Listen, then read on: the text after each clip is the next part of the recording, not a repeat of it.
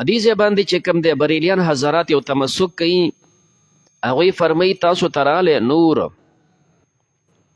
د دې نه مراد پیغمبر دی نو پیغمبر د نور دی و کتاب مبین او وروسته پسې کتاب ذکر دی قرآن دا پې عطف راغلی دی نو معلومیږي دا چې یو قرآن دی او بل پیغمبر دی او د پیغمبر نه تعبیر کړی شوی دی په نور باندې نو پیغمبر علیه السلام نور دی نو تاسو چې ورته بشر وایي نو غلطه ده لہذا دی نور دی زمونږ د اهل حق و حضراتو عقیده ده چې انبیا علیهم السلام دا انسانان وي لیکن اعمال عقیده هغه ډیر اوچت وي د انسانانو نه ډیر پاک خلک وي عام انسانانو د لیول نه هغه ډیر اوچت وي د عقیدې په لحاظ د عمل په لحاظ د پاکۍ په لحاظ د عامو انسانانو نه ډیر اوچت وي هر چې دلته دی نو موږ انبیاو ته بشر وایو نو دلته دوه مطلبه مفسرین ذکر کوي یو مطلب د نور نه مراد قرآن دی د نور نه مراد قرآن دی وجه دا ده چې په نورو آیاتونو کې د قرآن نه په نور سره تعبیر کړی شوی دی وآمنوا بالله ورسوله والنور الذي انزلنا بل ځای کې نور سره تعبیر د قرآن نه شوی دی آمنوا بالله ورسوله والنور الذي انزلنا همدارنګه بله موقع الله فرمایي ما كنت تدري ما الكتاب ولا الایمان ولكن جعلناه نورا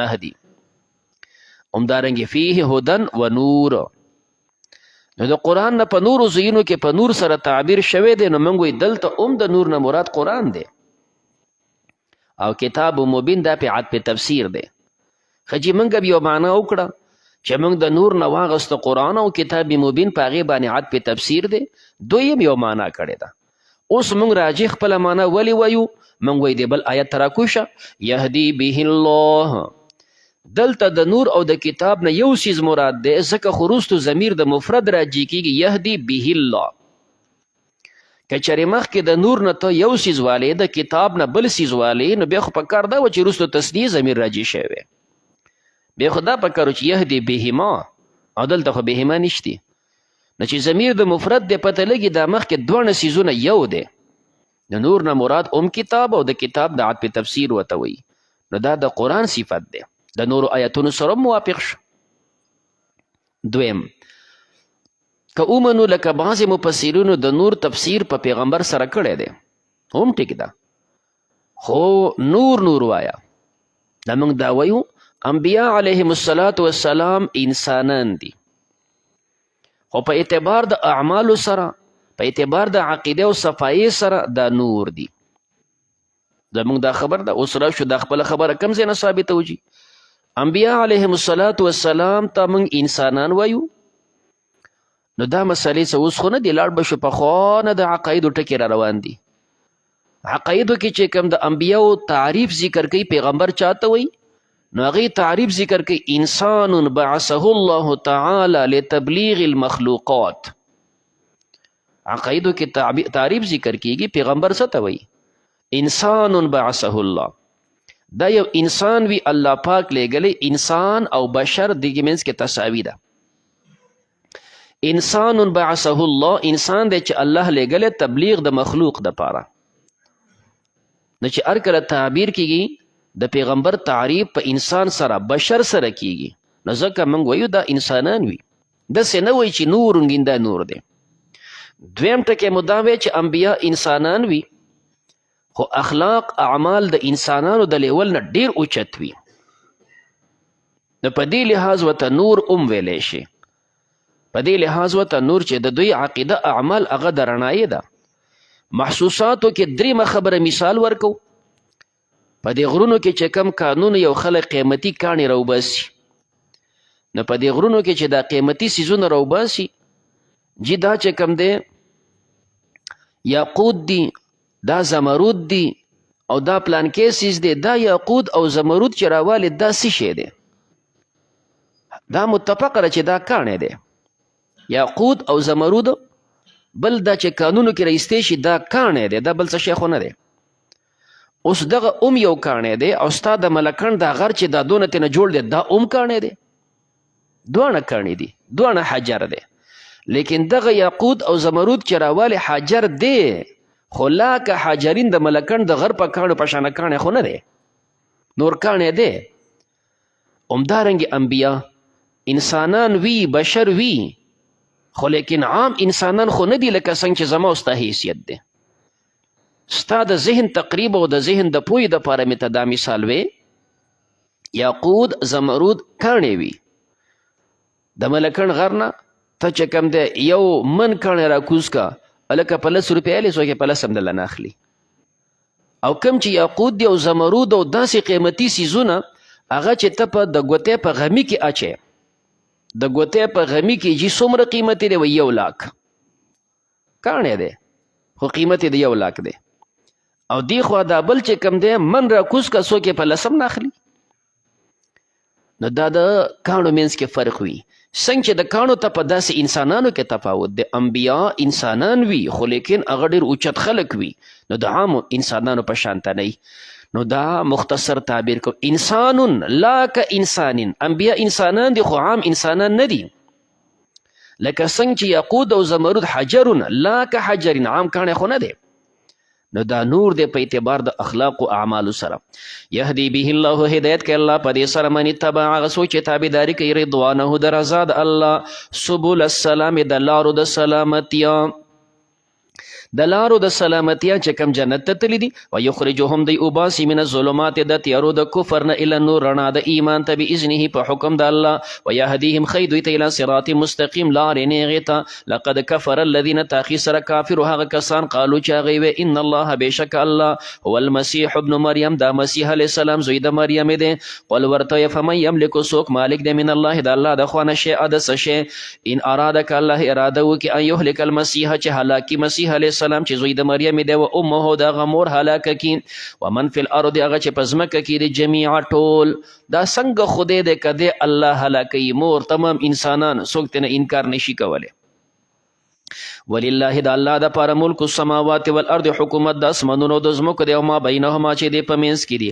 یخلق پیدا کوي ما یشاء هغه چې د الله خوښه شي. والله الله پاک علی کل شیء قدیر، په هر شي قدرت والا دی. وقالت اليهود، ویل به یهودیانو، والنصارى نصرانیانو، نحن ابناء الله، موږ زامن د الله یو، احباؤه دوستان د الله یو.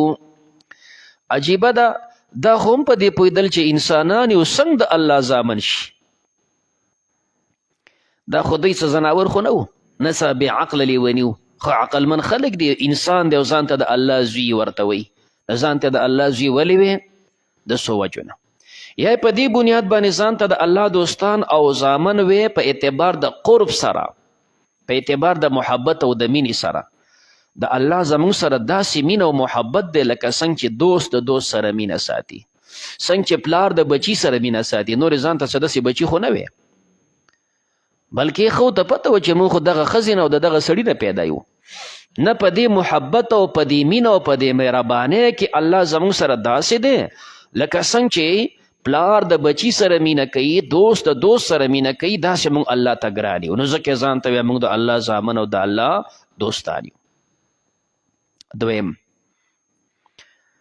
دوی چې ځان ته د الله زامن وی، تورات کې د دوی سره الله خطاب کړی، دی ورته ویلو یا ابناء ابکاری، ای زما د پیغلو اولاده، د پیغلو اولاده ابناء و ابکاری.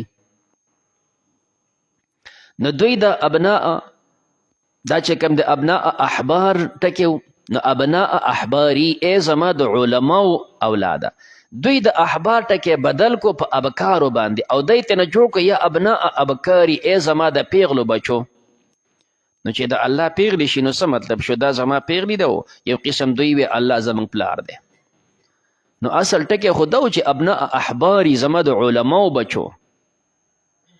دوی چې څنګه تحریف کړو نو دا ټکی په احبار بدل کو په ابکار باندې، ابناء ابکاری زما د پیغلو بچو. نو چې دا پیغلی شوی د الله، نو الله د دوی په خیال باندې چې دغه بکواس یې ته جوړ کو چې الله زمونږ پلار دی. نو دی ځانه تعبیر کو ابناء الله، د الله زامن یو. دریم، دوی ځان د الله زامن ګڼل په دې بنیاد باندې چې دوی عیسی علیه السلام ته د الله زوی وی، عزیر علیه السلام ته د الله زوی وی، او دا عیسی علیه السلام او عزیر علیه السلام خو د دې بني اسرائیلو د قوم افراد دي. نو چې هر کله هغه د الله بچي دي نو موږ د هغه قوم خلک یو، نو موږ د الله بچي یو.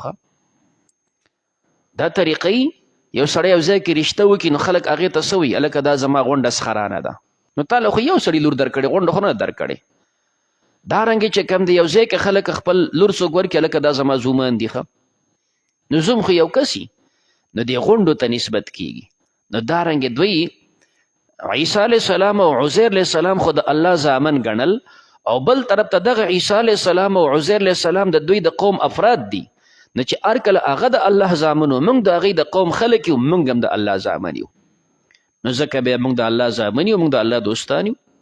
الله جواب کوي قل ورته وایه فلم یعذبکم، تاسو له ولې الله عذاب درکوي بذنوبکم ستاسو په ګناهونو، بل انتم بلکې تاسو بشر انسانان ممن خلق، هغه چې الله پیدا کړي دي. څنګه چې نور مخلوق دی هغسې تاسو هم یې. یغفرو بخنه کوي لمن یشاء چاله چې خوښه شي، ویعذب عذاب ورکوي من یشاء چاله چې خوښه شي. ولله د الله دپاره ملک السماوات والارض، حکومت د اسمانونو او د ځمکو دی. وما بینهما چې دی په منځ کې دی، و الیه المصیر الله ته به رجوع وي. یا اهل الکتاب ای اهل کتاب قد جاکم تاقي سرالی تاسو ته رسولنا زما پیغمبر، یبین لکم بیانوي تاسو ته علی فترة من الرسل په کټ کېدلو د انبیاو. دا زمانه چې انبیا پکې کټ شوي، مخکې مسلسل انبیا راغلي دي. د حضرت موسی علیه السلام او د عیسی علیه السلام، چې موسی علیه السلام د بني اسرائیل لومبنی پیغمبر دی او عیسی علیه السلام رستنی پیغمبر دی. مشهور قول دا دی چې په دې منځ کې 1100 کاله زندگی تیره شوې ده، او په دې 1100 کاله کې الله 4,000 انبیا کم و بیش دوی ته رالیږلي دي. خو اخیری پیغمبر عیسی علیه السلام چې اسمانونو ته الله اوچت کو، د انبیاو سلسله کټ شوله. مینس کې څومره زمانه تیره شوله، 580 کاله، یا د دې نه کم و بیش 600 کاله پورې عمر راغلی دی. 600 کاله په دې کې انبیا نه راتلل، بیا وروستو الله محمد مصطفی صلی الله علیه وسلم راولیږو علی فترة من الرسل. د انبیاو سلسله کټ وه، یو څیز نه یو تاله الله درکړي. دا د الله څومره لوی نعمت وي. ان تقولو د پاره دی چې بیا تاسو ونه وایي ما جاءنا نو راغلی موږ ته بن بشیر څوک زیری ورکوونکی، ولا نذیر او نه څوک یرونکی. فقد جاءکم تاقي سرالی تاسو ته بشیر زیری ورکوونکی و نذیر او یرونکی. والله علی کل شیء قدیر، الله په هر څیز قدرت والا دی. واذ قال موسی، کله چې وی موسی علیه السلام لقومه خپل قوم ته، یا قوم ای زما قومه، اذکروا نعمت الله، یاد کړئ د الله نعمتونه علیکم چې کړي دي په تاسو. اذ جعل فیکم، کله چې وګرځول په تاسو کې انبیاء پیغمبران، الله تاسو کې انبیاء مقرر کړو. وجعلکم ملوکا، تاسو وګرځولئ بادشاهان. دا غونډ بادشاهان ټول خو بادشاهان نو، او دوی ته وایي تاسو ټول بادشاهان یې. نو دا غونډ بادشاهان څنګه دي؟ یا په دې بنیاد چې ګوره دا په مصر کې نو دا غلامانو د څاروو په شان ته، او چې کله الله دوی له ازادي ورکړه نو په خپل طبیعت باندې یو کس په دوی کې بادشاه دی، یو اسرائیلی بادشاه دی. نو ستا د قوم سړی دی، ستا د کورنۍ سړی دی، د هغه بادشاهي ستا بادشاهي ده که نه؟ نو ځکه غونډ ته بادشاهان وایي. همدا طریقې نو تاسو ګورئ به طوري مثال په دې ملک کې څونه پارټیانې وي، نو د کمې پارټۍ چې کم سړی صدر وي، نو هغه ټول چې کم دی ځان صدران ګڼي. سره د دې نه چې هغه خو به چېرته په ملکڼو او مردانو په سوات کې ناست دی، صدر صاحب یې چېرته په دوربین کې هم نه دی لیدلی، خو هغه وایي دا زموږ صدر دی د پارټۍ، نو دی هم پې ځان صدر ګڼي که نه. نو الله دوی ته وایي ستاسو د قوم پر یو سړی مې بادشاه کړی، تاسو ټول بادشاهان یې. جعلکم ملوکا، تاسو الله وګرځولئ بادشاهان. دویم، دوی چې په مصر کې ورو، دوی څه حیثیت و؟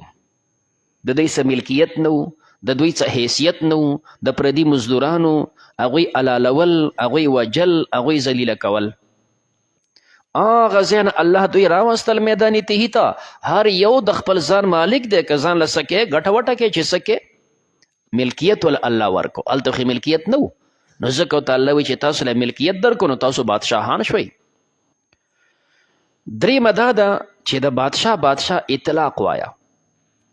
د دوی عرب دا و چې یو سړي ښځه شتې، سورلي شتې، مزدوري شتې، دا بیا بادشاه ګڼو. یو سړي ښځه شتې، مزدوري دی، سورلي ده، دا بادشاه دی. د ژوند اهم ضرورت دله پوره دی، نو دا د هر یو سره دی، نو ځکه هر یو بادشاه دی. نو داسې د عبدالله ابن عمر ابن عاص ابن تپوس وش رستو زمانه کې، وی الله د فقراو صحابه صفت ذکر کوي چې دا غریبانان صحابه د هغوی ډېر صفتونه قرآن ذکر کړي نو دا مسلمان وته موږ به په دې کې داخل یو کم صفتونه چې د فقراو صحابه دي نو هغه ورته وی ښځه دې شتې وی او کور دې شتې وی او مړه چې کور دې شتې ښځه دې شتې انت من الاغنیا وی خو ته مالدار سړی د صحابو د فقر صفت چې ذکر کیږي خو چې نه کور او نه ښځې وي هېڅ شی نه و چې ستا ښځه شتې ستا کور شتې چې کوم دی نو بیا خو ته د اغنیاو نه هغه ته سورلي مې هم شتې وی ښه انت من الملوک بیا خو بادشاهي چې کور دې هم شتې ښځه دې هم شتې سورلي دې هم شتې نو بیا خو ته بادشاهي دا د ژوند هغه اهم ضرورتونه دي ښه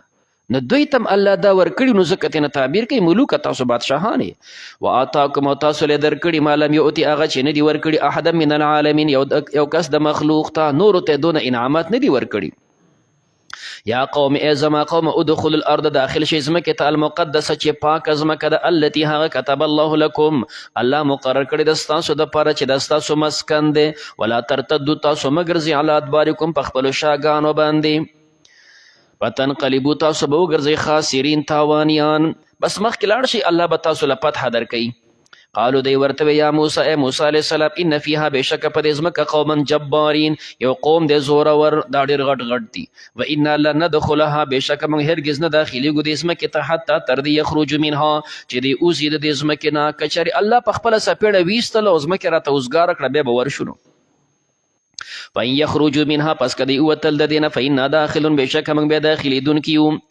نو هغه لسو کسانو خو دا د بزدلې خبرې وکړې دو کسان قال رجلان وی دو کسانو من الذين ده هغه کسانو یخافون چې هغوی یریدل د الله نه انعم الله علیهم الله انعام کړی په دوی دا چې کوم د یوشع ابن نون دی او کالب دی عام حضرت دا منه کې رجلان من الذين یخافون هغوی د الله نه یریدل هغوی صحیح خبره وکړه نو دا یې ورته وی ادخلوا علیهم الباب تاسو خو صرف د ښار دروازې ته خو ورشئ که نه او چې کله دروازې د ښار ته ورنږدې شوي هسې غټ دي خړونه پکې نشتې نو بس تاسو غالب یې عام حضرت دا ترجمه کوي او بعضې حضرت ترجمه داسې کوي چې دا په دې عمالقو کې دوه کسان مسلمانان شوي و هغوی راغلي وو هغه دوه کسان چې د عمالقو نه مسلمانانو هغه راغلي و هغوی ورته تقریر وکړو چې زموږ د دې قوم د غټوالي نه تاسو مه یریږئ تاسو خو صرف ورشئ نور یې موږ ته معلومات دی چې دا ایسم نه دي نبی ترجمه داسې کوي قال رجلان اوې دوه کسانو سړو من الذین د هغه کسانو نه یخافونهم یخاف د الذي موصول به روباسه یخافونهم اسرائیل هغه دوه کسانو تقریر وکړو چې د کوم نه د اسرائیل یریدل دوی چې د چا نه یریدل یخافونهم اسرائیل د اسرائیل چې د چا نه یریدل نه هغه خلکو ورته ووی انعم الله علیهم الله انعام کړو په هغه دواړو باندې د ایمان هغه مسلمانان شي راغلي ادخلوا تاسو داخل شي علیهم په دې بني اسرائیل باندې یا عمالقو باندې البابا دروازې د ښار ته فاذا دخلتمو کله چې تاسو داخل شي دغه دروازې ته فانکم غالبون بېشکه تاسو به غالبي وعلى الله خاص په الله باندې فتوکلوا توکل وکئ ان کنتم مؤمنین که تاسو مؤمنان خو د دوی نړونه وتلي نو قالو دی یا موسی ای موسی علیه السلام انا لن ندخلها بېشکه موږ هرګز نه داخلیږو دغه ځمکې ته ابدا همیشه ما دامو فیها څو پورې چې دی په دې ځمکه وي فاذهب انت لاړ شه ته وربک او ستا رب دې لاړ شي فقاتلا تاسو وجنګېږئ انا هاهنا قاعدون بېشکه موږ به دلته ناست یو موږ نشو تللی ته دې رب ځان سره تاسو لاړ شئ وجنګېږئ نو راته کلابې کې به ورشو دا د هغه د قوم جواب دی خو پیغمبر علیه صلات وسلام بدر ته ووتو صحابه حضرات ورسره دي اچانک د کافرانو لوی جماعت سره مقابله شوه پیغمبر علیه السلام د دوی سره مشوره کوي تقریر کوي چې څه وکړی شي صحابه حضرات چې کوم دی یو مهاجر پاسېده چې موږ د ملګري بل مهاجر پاسېږي موږ د ملګري عبدالله ابن مسعود صاحب فرمایي اوس هم زه په دې باندې رشک کوم چې کاش دا تقریر ما کړی وی چې کوم مقداد کړی و وی مقداد پاسېده چې کوم دی د الله پیغمبره موږ ستا ملګري وو مخکې به هم دنه روان یو وروسته به هم روان یو ښي طرف ته هم روان یو ګس طرف ته هم روان یو موږ اسرائیل نه یو چې تا ته به دا وایي چې فذهب انت وربک فقاتله موږ د سره ملګري وو پیغمبر علیه السلام خوشحاله شو عبدالله مسعود صاحب فرمایي چې کاش داسې ما ویلي وي پیغمبر علیه السلام بیا هم بیان کو انصار حضرات را پاسېده دا نور خو مهاجر پاسېدل. سعد صاحب را پاسېد، الله پیغمبر داسې معلومیږي چې ته زمونږ رایه غواړې. پیغمبر علیه السلام یې او د دوی رایه ځکه غوښتله چې پیغمبر علیه السلام انصارو سره معاهده کړې وه چې راشه مدینې ته موږ به د حفاظت کو، د مدینې وعده ورسره شوې وه. دا وعده خو سنده شوې چې ته د مدینې نه بهر به وځي او موږ به تاسو ګینې بهر هم ملګرتیا کوو. نو ځکه یې دلته تېنه رایه غوښتله. نو سعد صاحب هم دقسې تقریر وکړو، د الله پیغمبر موږ ستا ملګري وو، دا خو لا بدر دی چې کم دی برق غماد ته زه موږ د سره روان یو، چې ته په کم طرف ځې موږ به د سره روان یو. نبی علیه السلام داسې وپړقېده د خوشحالۍ نه. نو دوی ورته ویې ته لاړ شه موږ به ناست یو. قال او فرمیل موسی علیه السلام رب ای زما رب انی لا املکو زه مالک نه یم الا نفسي مګر د خپل ځان و اخي او د خپل ورور. دا اختیار زموږ سره شته چې زه ورور مې توره والو روان شونو. ففرق بیننا جدای راوله زنګ په منځ کې و بین القوم الفاسقین او ما بین د قوم فاسقانو کې. ففرق چې کوم د جدای راولې ظاهري، خو ظاهري الله دی بیلتون نه دی راوستی، مراد دلته بیلتون نه معنوي دی. ففرق بیننا جدای راوله زموږ په منځ کې، موږ خو ستا د حکم تابع یو، غزام کوو روان یو، د هغې ثواب اجر الله موږ له راکړي. دا قوم دی دا بزدله نه ځي نو دوی د هغه ثواب نه محروم دي. نو قال الله تو فرمیل فانها بشک د غزمک محرمه علیهم، دا به حرامي په دوی باندې. محرمه تحریم کله تشریعي وي، تحریم کله تکوینی وي، دواړه احتمال شته. یا خو تحریم تشریعي دی، الله فرمی دا مې په حرام کړه، اوس به تاسو نه ځئ. او دا تحریم تکوینی هم ویلی شي دا زما حکم دی چې بس دوی به داخلیږي نه. دا ټوله ځمکه څومره وه دا میدان کې چې دوی آباد دي، نه بعضې فرمی دا 36 میل بیابان دی چې دا میدان تهی دی پکې اوسیږي. بعضې وایي دا 9 پرسخه دی، پرسخ 3 میلی، نه بیا دا 27 میل شوله. خو به هر کې 30 میل چې کوم دی 36 میل یا د دې نه کم و بیش دونه میدان دی، او په دې کې څه د پاسه 6 لاکه خلک پراته دي. الله ورته وویل تاسو به 40 کاله د دې بیابان نه نشئ وتلی. نو چې ته 40 کاله ته مزل کې نو ته به کوم ځای ته رسېږي؟ دی به مزل وکړو ښه به ستړي شو، شپه به شوله. نو چې شپه شوله آرام ورته کوو، سبا به بیا کوو. چې سبا پاڅې دغه خپل ځای کې پراته دي. نو 6 لاکه خلک 36 میل کې پراته دي، او په 36 میل کې 6 لاکه خلک 40 کاله د هغه نه ونه وتل. دا 36 میل څه شی دی؟ مثال د دې ځای نه چې والې چې کوم دی خو نوښار نه دی، د مردان نه دی، دونه ځای نه دی. دوی په دې کې الله بند کړه زه ته وسوځه که نه. نو الله ورته وفرمیل دا پې حرامه شوله 40 کاله. یتیهونه دوی به متحیرې فی الارض په ځمکه کې، فلا تأسو ته مخه پکېږه علی القوم الفاسقین په قوم فاسقانو.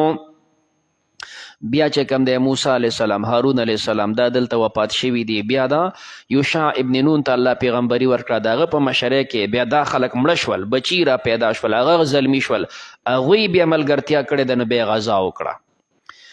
وړاندې دوی ویل موږ د الله زامن یو. الله فرمایي تاسو د الله زامنو چې کوم دی قصه کوئ، د الله د محبوبانو قصه کوئ. دی خو وګوره د آدم علیه السلام د سکه بچو واقعه واوره. نو آدم علیه السلام شریعت دو چې 2 بچي به برخ کېدل، یو الک او یو جینې. بیا به د موقع برابر کال 2 پس بیا به دغه شانې 2 بچي کېدل. دا کم الک او جینې چې برخ شوي دي دا به خور ور ګڼلی شول، د دوی منځ کې نکاح منه وه. او چې کم کال 2 وروستو شوی دی نو هغه به یو قسم د تره بچی ګڼلی شو، ځکه نور انسانان نشته، دوی سره به نکاح کېدله. او ویلی شي دا چې د آدم علیه السلام ټوټل 40 بچي چې کوم دی 60 الکان او 60 جینکې دی بچي دي. همدا د انسانانو د سلسله د جوړول دپاره دا طریقه وه. یو زوی چې کوم دی وشو، هغې سره خور ده، هغه ته نوم کې خو د قابل، د جینۍ نوم یې کېښود اقلیما. کال 2 وروسته چې بل زوی شوی دی هغه نوم ایښی دی حابل، د هغې سره جینۍ د هغې ته نوم ایښی دی یلوه. کله چې دوی غټ شوله وخت ورسېد، آدم علیه السلام د نکاح خبره وله وکړه. د قابل خور اقلیما رنګ روغن کې هغه ښایسته وه په نسبت د حابل د خور چې یلوه وه. نو قابل انکار وکړو، هغه ورته وایي چې یاره خو دا چې مال هغه راکې خو د خپله خور به زه والم، هغه د خپله خور والي. آدم علیه السلام ورته نصیحت وکړو، هغه باندې خبرې اثر نه کو. ورته ویې ښه داسې وکوئ تاسو ته وایې چې زه خپله خور عالم او هغه او زه درته ویم چې یاره ته هغه له ورکړه بیا تا له درکړي. نو د حقیقت دپاره داسې وکړئ زه قرباني وکړئ چې کم سړی په حق دی، قرباني وکړئ پته به ولګي چې کم په حق دی. خو د قابل د مخکې نه دا خیال و چې که قرباني مې قبلیږي او که نه قبلیږي خو زه هغه له خور نه ورکوم. نو دا زمیندار سړی و. نو چې زمیندار سړی و چې بس ګونډی مونډی را جمع کړو هغه یې کېښو او حابل چې و نو هغه څاروي ساتل هغه پکې ښه یو مزیدار ګډ وکتو هغه یې راوړو. اسمان نه اور راکوز شو د حابل ګډ اوچت شو قبوله شوله او د قابل ګونډي قبول نه شول.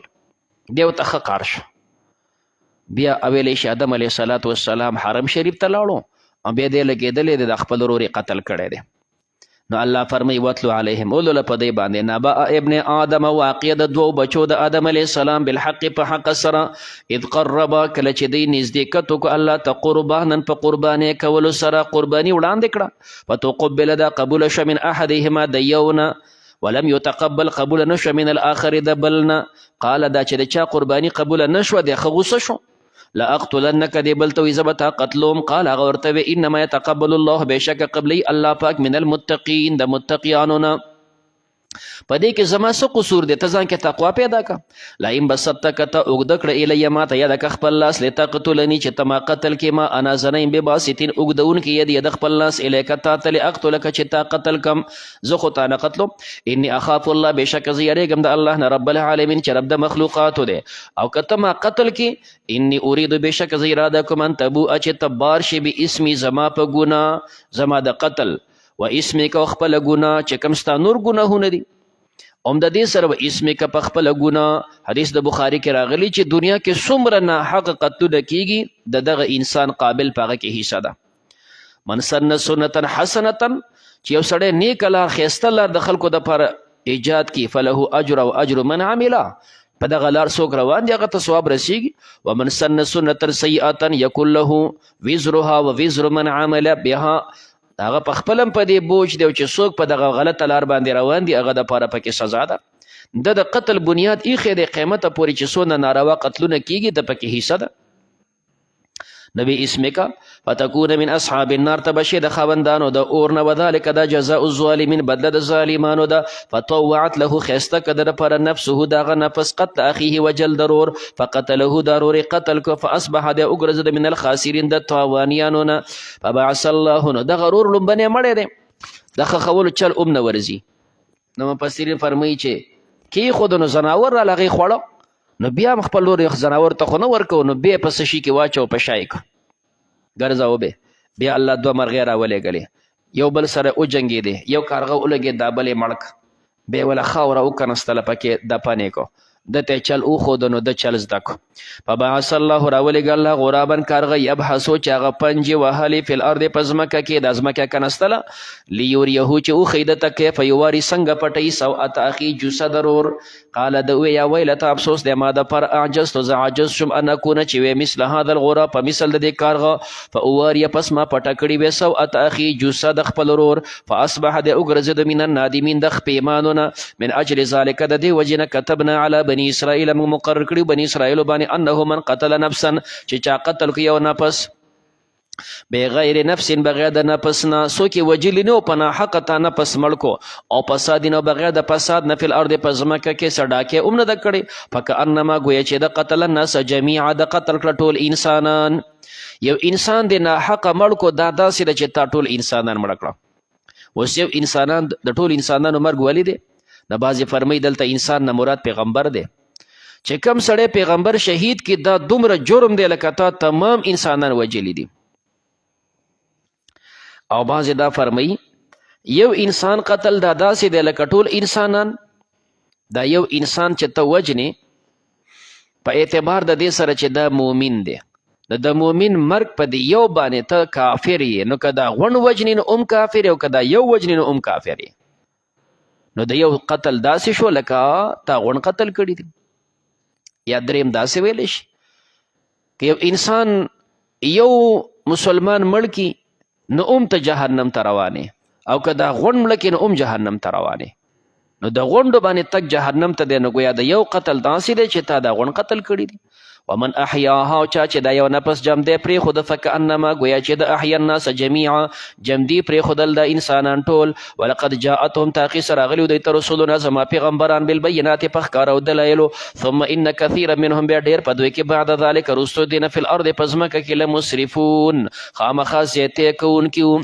انما جزاء الذین د زیاتې کوونکو بیان دا دی بدله د هغه کسان یحاربون الله هغه خلک چې په لارو کې ناس وي او ډاکې کوي خلک شو کوي ګاډي شو کوي شریعت کې دیتا ډاکوان وته وي او د دین الله تعبیر کوي دا ډاکوان په حقیقت کې زما سره جګړه کوي.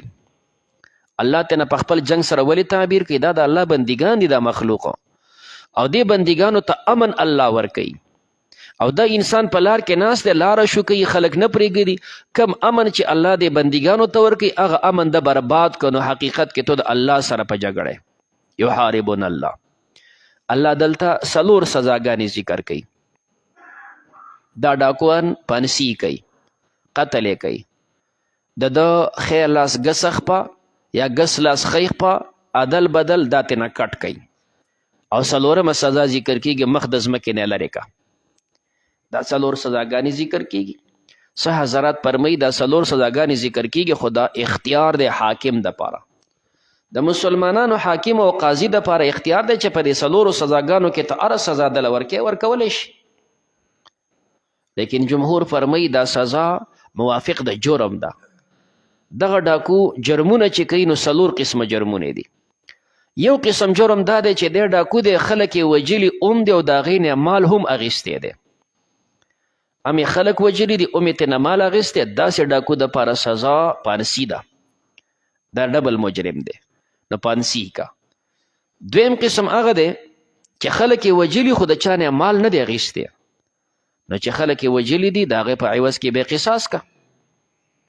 او دریم هغه دی چې د خلکو نه مال اخیستی خو خلک یې وجلي نه نو چې مال یې ترې اخیستی دی نو بیا ترې نه لاس او خپه کټ کا. یو غل دی غل چې غلا وکړي د چا نه مال والي هلته صرف لاس کټ کول وي. یو ډاکو دی په ډاکوانو کې چې کوم د یوازې لاس کټ کول نه دلته لاس او خپه به دواړه کټ کې. غل چې غلا کوي نه هغه په پټه باندې کوي او ډاکو په ښکاره باندې برملا لګی دی امن یې برباد کو نو د نه لاس او خپه دواړه کټ کا. او څلورم شق دا دی چې یو سړی اوس راوتی دی ډاکې ته خو نه یې څوک وجلي دي نه د چا نه مال اخیستی دی خدای چې څنګه ډاکو ته راووستو فی الحال ګرفتار شو هسې خلک یې رولي دي چې کم دی او دهشت یې خور کړی دی نو دی د ځمکې نه لرې کا. د ځمکې نه لرې که نو بعضې فقها فرمایي ویې شړه بل طرف ته چې بل خوا لاړ شي نو هلته به څوک نه پېژني جو ډاکې به نه کوي نو دا خو په خپل کور کلي کې دی نو ځکه داسې مست دی. امام ابو حنیفه رحمه الله فرمایي ینفو د ځمکې د سر نه لرې که که بل خوا یې لېږي د نه انکار نه کوي خو هلته به دی بیا ډاکې کوي بیا برواني کوي نو داسې وکړه جیل ته واچوه د ځمکې د سر نه لرې که لاندې ځمکې ته کوز که په جیل کې واچوه چې کله تا ته پته ولګېده چې اوس د توبه ویسته او سم شو بیا راپرېږده که نه عقل ته کېنوه. دا څلور سزاګانې په اعتبار د جرمونو سره دي. نو انما جزاء الذین بېشکه بدله د هغه کسان یحاربون الله ورسوله چې دوی جګړه کوي د الله او د الله د پیغمبر سره ویسعونه دی کوشش کوي فی الارض په ځمکه کې فساده د فساد کولو نو سزا یې دا ده ان یقتلو چې دوی دې قتل کړی شي که څوک یې وجلي او یصلبو پانسي دې کړی شي که څوک یې وجلي مال یې ترې اخیستی او تقطع ایدیهم یا دې کټ شي د دوی لاسونه و ارجلهم د دوی خپې من خلاف عدل بدل کله چې د خلکو نه مال اخیستی او څوک یې وجلي نه او ينفو یا وشړلی شي من الارض د ځمکې نه چې نه مال اخیستی نه څوک وجلي دي هسې خلک یې رولي ذالک دا لهم دوی دپاره خیزون شرمندګي ده فی دنیا په دنیا کې ولهم دوی دپاره فی الاخرت په آخرت کې عذاب عظیم عذاب لوی دی الا الذین دا توبه ذکر کیږي. دغه ډاکو دی ډاکوي کولی خو یو خدا چې گرفتار شو بیا توبې وباسي بیا توبه نه ده قبوله په ده به تمامې سزاګانې خیږي.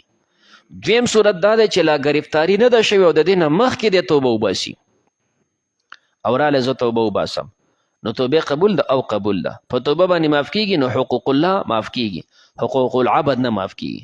د چا نه د مال اخیستی دی هغه له به خپل مال ورکوي که ته پرېږدي خو ډېره ښه ده خو که نه پرېږدي هغه مال دی څوک دې وجلي دي د هغه د ورثو په تا قصاص دی که دې معاف کوي خو ټیک ده نه دې معاف کوي قصاص ده نه اخیستی شي او کم چې ستا مثال په سچ د توبه وسته د الله چې کوم حقوق دي هغه ته بیا معاف دي. الا الذين مگر نه هغه کسان تابو چې توبه وباسي من قبل ان تقدروا مخکې د هغې نه چې تاسو قادر شئ علیهم په دوی. فاعلموا پوه شئ ان الله بېشک الله غفور رحیم بخونکی مهربان دی. یا ایها الذین آمنوا ای د ایمان والو اتقوا الله ویرګئ د الله نه وابتغوا الیه الوسیله الټوئ الله دپاره قربه وجاهدوا فی سبیله جهاد کوئ د الله په لار کې. اتقوا الله د الله نه ویریږئ او الله ته قرب حاصل کړئ. وسیله چې کوم دی یو خاص مقام دی په جنت کې. اوس دا چې حاصل کړئ نو وسیلې نه څه مراد وضاحت د پړومبنۍ پاره کې کو. وروسته پسې اعمال ذکر کیږي وجاهدوا فی سبیله د الله په لار کې جهاد وکړئ نو پته لګي الوسیله نه اعمال نشي اخیستی هلته زوات والا ځکه دا په هغې باندې عطب دی نو هغه به زوات شي او دا به چې کوم دی بیا اوصاف شي. لعلکم دې دپاره تفلحون چې تاسو کامیاب شئ. ان الذین کفروا بېشک هغه کسان چې کافران دي لو ان لهم که شي دوی دپاره ما فی الارض هغه چې په ځمکه کې دي جمیعا ټول ځمکه کې چې څومره سره او سپین دي دا د دوی دپاره ملکیت شي. ومثله معه د هغه سره دومره نور شي لیفتدو به چې دی فدیه ورکړي په دې سره من عذاب یوم القیامه د عذاب د ورځې د قیامت نه ما تقبل منهم دا به ترې نه قبول نشي. ولهم دوی دپاره عذاب علیم عذاب دردناک دی. یریدون دوی به اراده کوي ان یخرجوا من النار چې دی وځي د اور نه وما هم بخارجین منها دی به نه د هغې نه وتونکي. ولهم عذاب مقیم دوی دپاره عذاب دی همیشه. والسارق والسارقة غل سړی او غله ښځه وړاندې ډاکوانو مسله و دلته د غلا ده. لہذا دا نه چې هر مال باندې به د چا لاس کټ کیږي. بعضې مال ستا ملکیت ستا پکې د ملکیت شوبه ستا صلې رحمي د رشتې دارو نه غلا کول په دې کې کټ کول نشته. بیا چې لږ وي په هغه کې کټ کول نشته محفوظ نه وي په هغه کې نشته. د خپلو شرایطو سره چې یو سړی غلا وکړي او هغه نصاب ته ورسیږي نو 10 روپۍ باندې لاس کټ کیږي نه بیا به لاس کټ کړي. په دې باندې یو مشهور اشکال دی. اشکال دا دی چې یو سړی د بل لاس کټ کی نو تاسو وایي دیت به څونه ورکې نیم دیت دی. یو سړی د بل لاس غوڅ کی سړی دې مړ کو نو پوره دیت لاس دې وله کټ کو نو نیم دیت 500 خاندي. او دلته چې غلا وکړه دا لاس په 10 روپۍ کټ کیږي. عجیبه ده د خو قیمت ته خو ډېر غټ قیمت و نو د دې خو چې کم دی 10,000 روپۍ دیت و لاس دې وله کټ کو نو 15,000 روپۍ د هغه دیت دی نو د قیمت 15,000 او دلته چې غلا وکړه 15,000 کې نه په 10 روپو کې کټ کیږي. دا ولې په لس باندې کټ شو؟ نو روح المانی والا جواب کړی. هغه فرمایي لما کانت امینتن کله چې دا لاس امینو صحیح لاس ورانه نه کو نو کان سمینتن دو قیمتی د دې لاس قیمت 5,000 روپۍ. لما خانت کله چې خیانت وکړو غلای وکړه نو هانت نو سپک شو قیمت یې د 5,000 نه 10 روپو ته رالی. اوس به دا په 10 روپۍ کټ کی. دلته سارق مخکې ذکر کیږي او صورت نور کې به راشي هلته د بد عملۍ په صورت کې د ښځې تذکره مخکې ده الزانیة والزاني. نو وجه دا ده چې دلته الله دې سړي ته پیغور ورکوي. سړیه ته ما سړی پیدا کړې طاقت مې دله درکو تاله مې دومره اختیارات درکړه بې غیرته ته یې غلا کوله. نو والسارق غل سړی والسارقة غله ښځه او هلته به د عملۍ صورت کې د ښځې دپاره پیغور دی. ګوره زنانه ته د کور څیز وي په کور کې مې کېنولې پرده مې دله درکړه ستا تمام ضرورتونه مې په بل پوره کړو ستا هېڅ حاجت پاتې نشو او بې غیرته ښځې ته بیا راپاسېدې بد عملي دې وکړه نو هلته ذکر کېږي وزانیتو د ښځې تذکره مخکې ده.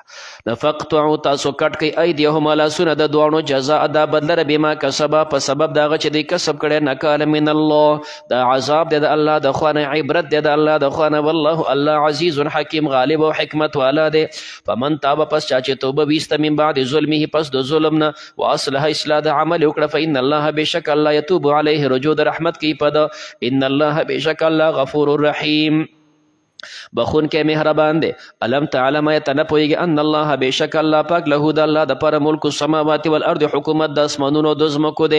یعذب من یشاء عذاب ورکوي چاله چې خوښه شي ویغفر بخنه کوي لمن یشاء چاله چې خوښه شي والله الله پاک علی کل شیء قدیر په هر شي قدرت والا دی.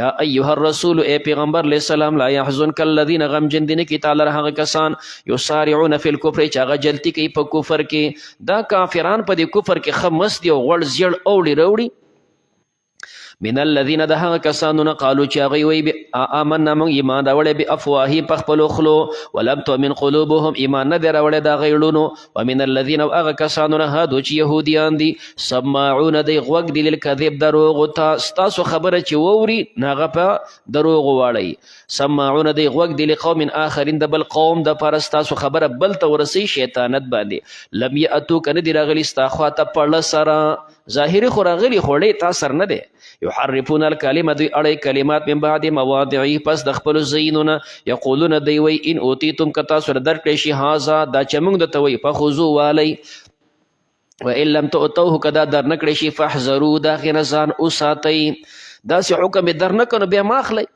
په دې کې مشهوره واقعه ده د اهل کتابو د بدعملۍ ده دوی کې ښځې او هلک بدعملي وکړه نو دی وی لاړ شي دغه پیغمبر نه تپوس وکړي دا داسې پیغمبر دی چې دته الله آسان شریعت ورکړی دی که څه آسان حکم و په هغې عمل وکوي او قیمت کې به الله ته وایي ستا پیغمبر و دغه فیصله ده نو خو که خبره ګرانه وه بیا پې عمل مه کوئ نو دوی رال نبي کریم علیه السلام ته جي دا هلک او جینۍ بدعملي شوې ده چې تاسو څه فیصله وکړه موږ ته منظور ده تاسو ته منظور ده او خپل تورات باندې چې فیصله وکړي ټیک ده وایي ټیک ده ورشئ تورات راوړئ نو دوی به چې کم سړي بدعملي وکړه داسې به وکړه هلک او جینۍ مخ به یې وله تور که د دواړو شا په شا باندې به یې په خر باندې سواره کړو یو څو لختې به یې ووهل بیا به پسې هلکان ورپسې کړه چغې به یې پسې ویستلې او لږ به یې چکر وله ورکړو دا یې سزا وه نبی کریم علیه السلام یې تورات راوړئ ستاسو کوم عالم دی راولئ عالم رالی کولو که تورات وایه الله پیغمبر ته وفرمیل چې په دې مسله کې د قرآن او د تورات حکم یو دی بس تورات باندې فیصله وله وکړه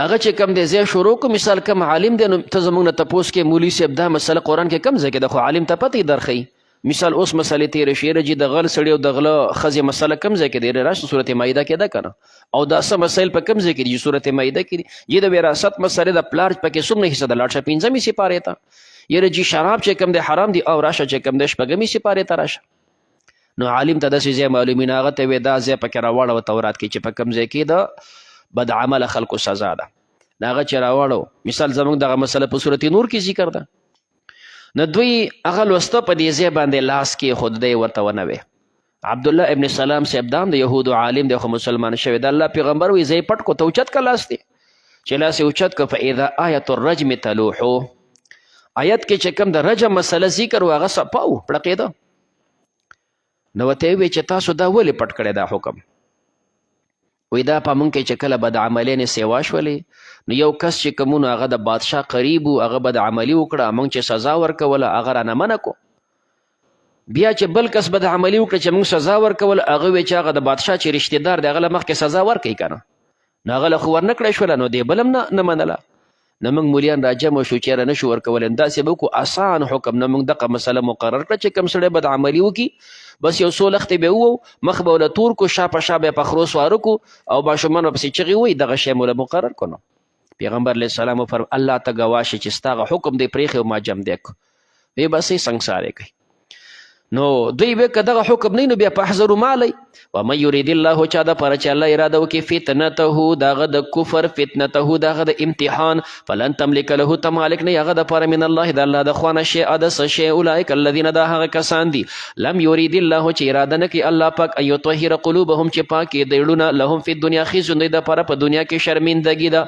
ولهم دوی دپاره فی الاخرت آخرت کې عذاب عظیم عذاب دی لوی سماعون للکذب دی غوږ دي د دروغو دپاره ستاسو جاسوسي کوي بلخوا اکلون للسحت دا خوړونکي د حرامو دي فإن جاءوك پس که راشي ستا خواته فحکم بینهم فیصله وکړه دوی په منځ کې او اعرض عنهم یا ته اعراض کې که دوی فیصله راوړي ستا خوښه ده الې او که نالې زموږ د فقه د احنافو دا ده غیر مسلم تا ته فیصله راوړي نو ستا خوښه ده الې او که نالې خو چې تا له فیصله راوړي بیا به فیصله اخلي بیا به صحیح فیصله کې وان تعرض عنهم کته اعراض کې د دوی نه فلن يضروك دی ضرر نشي رسول تا ته شی ادس شی وان حکمت کته فیصله کې فحکم بینهم فیصله کدی پمنس کې بالقسط په انصاف ان الله بشک الله پاک يحب المقسطين خو خي انصاف کوونکی وكيف يحكمونك څنګه بدی حکم تا وګرځي وعندهم التوراة د دوی سره تورات د فيها حکم الله پاغه کې د الله حکم دی ثم يتولون به دوی ګرځي من بعد ذلك رسل دین او ما اولئک بالمؤمنین حال دا چې دوی نه دي مؤمنان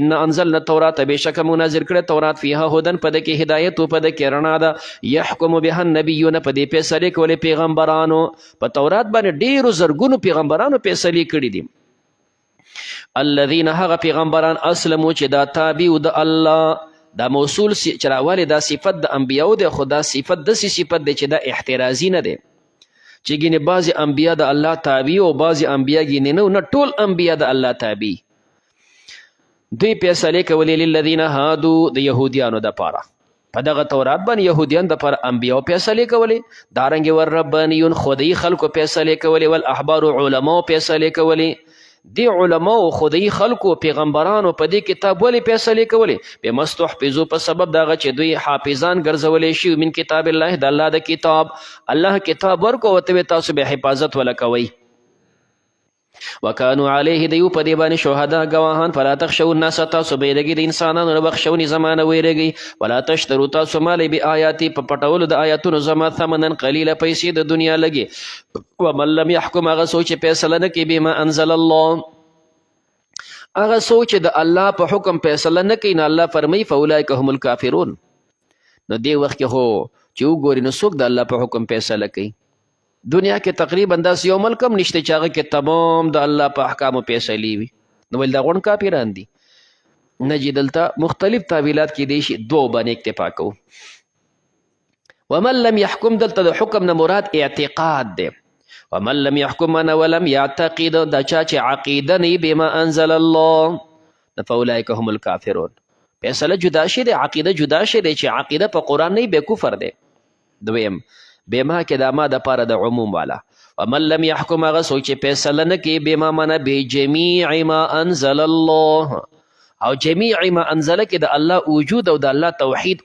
دی چې دا نه مني فاولئک هم الکافرون پس هم دی کافران دي وكتبنا عليهما مقرر کړي په دوی باندې فيها په تورات کې دا حکم ان النفس بالنفس نفس قتلوي شي مقابل د نفس کې د مپاره کې مدد آیت باندې تمسک د احناف ذکر کو چې قصاص دا بالانفس دی په دې کې خزا سړی غلام حر عبد په دې کې فرق نه ولا عین سترګ وستې شي بل عین مقابل د سترګ کې ول ان په پوزه کټ کوي شي بل ان مقابل د پوزه کې ول اذن غوږ کټ کوي شي بل اذن په غوږ سره وسن غاخ وستې شي بسن مقابل د غاخ کې ول جروح زخمونه قصاص بدلی دي ومن تصدق به چا چې خیرات وک پرې سپه هو کفاره له دغه لپاره کفاره شو یو انسان چې کم دی بل ولا لاس کټ کړي دی وی زستا لاس نه کټ کوم ما معاف کړي نو تا ګویا هغه نیم معاف کو نه الله بستا نیم بدن د جهنم نه آزاد کی او کدا سې چې ستا هغه باندې حق د قصاص دی او تا هغه ټول معاف کو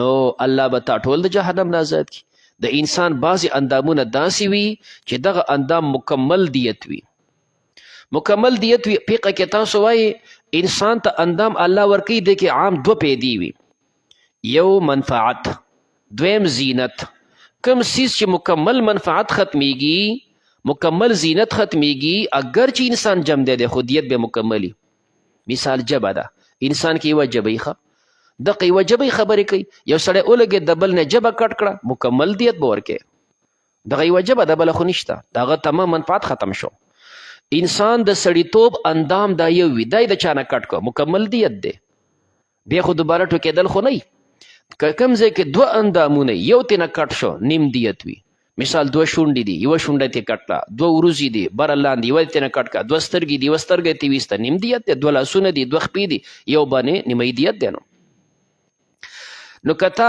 مکمل دیت حق کېدو تا معاف کو الله به غونډ تا د جهنم نه پاک کی او که نیمو جنیم به د جهنم نه آزاد کی کفارتون دا کفاره ده د لپاره ومن لم يحكم او چې څوک فیصله نه کوي بما انزل الله دوه تعویل دي اوس وکړل فاولئک هم الظالمون هم دی ظالمان دي. وقفینا ما پر لپسې لګلي على آثارهم د هغوی په نقش قدم باندې بعیسی ابن مریم عیسی علیه السلام زوی د مریم مصدقه تصدیق کوونکی ولما د هغه بین یدیه چې د نه مخکې من التورات چې تورات دی وآتیناه الانجیل ما ورکړو د ته انجیل فیه هدن په د کې هدایت او په د کې رڼا وه ومصدقه د تصدیق کوونکی ولما بین یدی هغه چې د نه مخکې من التورات چې تورات دی وهدن د هدایت او د نصیحت للمتقین د پاره د پرهیزګارانو وليحکم اهل الانجیل. اعتراض دا پیدا کیږي چې قرآن مقدسه په خپل امر کوي چې انجیل والا دی په انجیل فیصلې وکړي نو به انجیل کوم ځای کې منسوخ شو داسې مخکې را روان دي بیا خو پکار ده چې دا منسوخ نه شي او تاسو خو ته منسوخ وایي او سره دی نه چې قرآن خو وایي ولیحکم فیصله دې وکړي اهل انجیل والا د دې دوه محملو باندې جواب لومبې ولیحکم اهل الانجیل فی زمانه د هغې په زمانه کې هغوی دپاره دا حکم و انجیل والا په د خپل کتاب فیصلې کوي هغه زمانه کې د انجیل په زمانه کې په انجیل حکم او تورات په زمانه کې په تورات حکم د قرآن په زمانه کې په قرآن حکم دی ولیحکم اهل القرآن هر زمانه کې دغه کتاب باندې اډر دی چې په دې فیصله کوه دې وخت کې اوس قرآن حکم دی جو هغه منسوخ دویم که دې زمانې سره ووایي نو هم ټیک ده الله فرمای ولیحکم فیصله دی وکي اهل الانجیل کله انجیل والا په خپل انجیل باندې صحیح فیصله وکي نو په انجیل کې دا شته چې کوم وروسته پیغمبر را روان دی قرآن را روان دی دا پکې شته نو که تا هغه حکم کو فیصله دی وکړه په خپله به قرآن ومني په خپله به پیغمبر ومني او دا بیا قول کوي په نسخه باندې چې ستا انجیل منسوخ دی بما انزل الله فی ومن لم يحكم هغه څوک چې فیصله نه کوي بما انزل الله هغه چې الله نازل کړي فاولئک هم الفاسقون هم دوی فاسقان دي وانزلنا الیک الکتاب موږ نازل کړی تا ته کتاب بالحق په حق سره مصدقه تصدیق کوونکی دی لما بین یدی دغه کتابونو چې دی نه مخکې دي من الکتاب د جنسي کتابونو ومهیمنا دا کتاب قرآن محافظ دی علیه په هغې دا قرآن د هغې امین دی د هغې محافظ دی تورات انجیل چې کوم علوم دي هغه قرآن ساتلی دي د هغې حفاظت کوي فاحکم بینهم فیصله وکړه دوی په منځ کې بما انزل الله هغه چې الله نازل کړي ولا تتبع تابعداري مه کوه اهواهم د خواهشاتو د دوی عما جاءک د هغې نه چې تا ته رال من الحق د حق نه لکل دپاره د هر یو امت جعلنا ما ګرځولي دي د هر یو دپاره ما ګرځولې منکم ستاسو نه شرعتا طریقه و منهاج او لار هر یو دپاره مې طریقه ورکړې ده واضح لار مې له مقرر کړي ولو شاء الله که د الله خوښه شوې لجعلکم تاسو به ګرځولي وې امتا واحده یو امت خو تکویدن داسې ونه کړه تاسو له اختیار درکو ولكن تاسو له یوې نه کړې لیبلوکم دې دپاره چې امتحان وکړي په تاسو فیما اتاکم هغه چې الله تاسو له درکړي دي فاستبقوا الخیرات وړاندې شئ نیکو ته الی الله مرجعکم الله ته بس تاسو واپسې وي جمیعا د ټولو وینبئکم تاسو له به خبر درکړي بما کنتم هغه چې وایي تاسو فیه تختلفون په هغه کې تاسو اختلاف کو وان احکم بینهم فیصله کو دوی په منځ کې بما انزل الله هغه چې الله نازل کړي ولا تتبع تابعداري مه کوه اهواءهم د خواهشاتو د دوی واحذرهم ویروه دوی یفتنو که چې تا په امتحان کې واچوي دی ویروه چې تا په امتحان کې واچوي کله یوه خبره کله بله کوي عن بعد ما د بعضې هغې نه انزل الله چې الله نازل کړي الیک تا ته فان تولوا پس که دوی وګرځېدل فعلم پویه شه انما بېشکه یرید الله اراده کوي الله پاک ان یصیبهم چې ورسوي دوی ته ببعض ذنوبهم په سبب د بعضې ګناهونه د دوی وان کثیرا من الناس بېشکه ډېر د انسانانو نه لفاسقون خامخه فاسقان وي افحکم الجاهلیت یبغون دوی تاله دعوت درکړي چې زموږ د لارې تابع شه نو الله منع که ولا تتبع او دا تاله چې دعوت درکړي نو ولې جهالت ته دې راغواړي افحکم الجاهلیت آیا فیصلې د جهالت یبغون دوی لټوي د جهالت په فیصلو کې څه پیدا ده ومن احسن سو ښایسته من الله د الله نه معنا د دې نه بل ښایسته نشتی حکما په فیصله کې لقوم یوقنون هغه قوم دپاره چې دوی یقین کوي یا ایها الذین آمنوا ای د ایمان ولولا تتخذوا اليهود کله چې دوی تاسو را دعوت درکړي خپلو خواهشاتو ته جهالتونو ته نو الله منع کوي دوی سره دوستي مه کوئ دغه دوستي به باعث شي په تا باندې چې تا کفر ته بوځي نبی کریم علیه الصلاة والسلام فرمایلی دي المرء علی دین خلیله انسان د خپل دوست په دین باندې وي انسان د خپل دوست په دین باندې وي نو فلینظر من یخالل وګوره د چا سره دوستی کې نه اهل خلکو سره دوستی مه کوه نو الله فرمی اهل کتابو سره دوستی مه کوه د دې نه وړاندې دغه مدینې انصار چې د اسلام نه وړاندې دوی ته مشرکان وې د همدې اهل کتابو سره دې تعلقاتو نو ځینې داسې و چې هغې خپله هغه دوستي عقص ساتله. عبدالله ابن ابی هغه خپله دوستي نه کټ کوله، اگر چې په خولې کلمه وې خو نورې هغه شانتې تعلقات وې چې یاره زه د زمانې د ګردش نه یېرېږم، د دې پیغمبر څه پته لګي که دا سبا دې ځینې وتښتي، د دې خلکو نه موږ یېرېږو نو ځکه ورسره دوستانه ساتو. او ځینې داسې و لکه حضرت عباده صاحب، هغه چې کوم دی راغلی ورته فرما د الله او د پیغمبر سره دوستي ده، اهل کتاب استاد سره زما دوستي نشته. یا ایها الذین آمنوا ای د ایمان ولو لا تتخذوا اليهود، تاسو منیسي یهودیان او نصرانیان اولیاء په دوسته، بعضهم بعضې د دوی اولیاء او بعض دوستان د بعضو دي، ومن یتولهم چا چې دوی سره دوستي وکړه منکم ستاسو نه فانه بېشکه دی منهم د هغوی نه شو، دوی سره دوستي کې ته به هم د هغوی نه شي. عبدالله ابن ابی منافق مړ کېدو، زوی مخلص مسلمان د پیغمبر علیه السلام پسې راغلی، نبی کریم علیه السلام لاړ نو ورته وې ته ما په ژوند کې منع کړی وې چې د دې اهل کتابو سره دوستي مه کوه. نو مطلب یې دا و چې د هغې دوستۍ ګوره په کفر روانې، تا ته ما ویلي دې سره دوستي مه کوه. هغه قصې منافق و، هغه د پیغمبر خبره بل طرف ته واړوله. نو ورته وې اسید ابن حضیر خو سره دشمني کوله. معنا دا ده چې ستا د خبرې ګینې دا مطلب دی چې تا د دې اهل کتابو سره دوستي کوله نو ځکه مړ کېږي، که تا دوستي نه کولی بیا به نه مړ کېدلی. دا خو د پیغمبر مطلب نه و، خو ده هغه خبره الټه کړه چې ګوره ته وې تا دې سره دوستي کوله ګینې زه مړ کېږم، نو اسید خو سره دشمني کوله نو هغه ولې مړ شو. او نبي علیه السلام مطلب خو دا نو خو دا چې ته دوی سره دوستي کې په کفر یې روان کړی. نو من يتوله منكم فانه منهم، دا غوی نشو. ان الله بشک الله پاک لا يهدي القوم الظالمين، هدایت نکي قوم ظالمانو ته.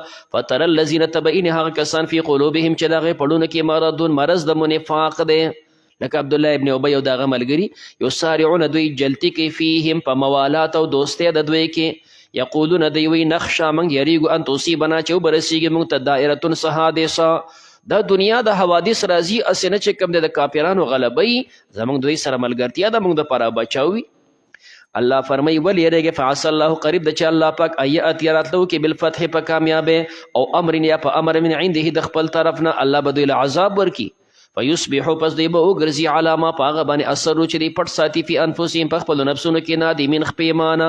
ویقول الذین آمنوا وی هغه کسان چې مؤمنان دي هؤلاء الذین دا هغه کسانو اقسموا بالله دوی قسمونه خوړل په الله باندې جهد ایمانهم کلک قسمونه، انهم بېشکه دا منافقان دوی وې لمعکم دوی ستاسو سره دي.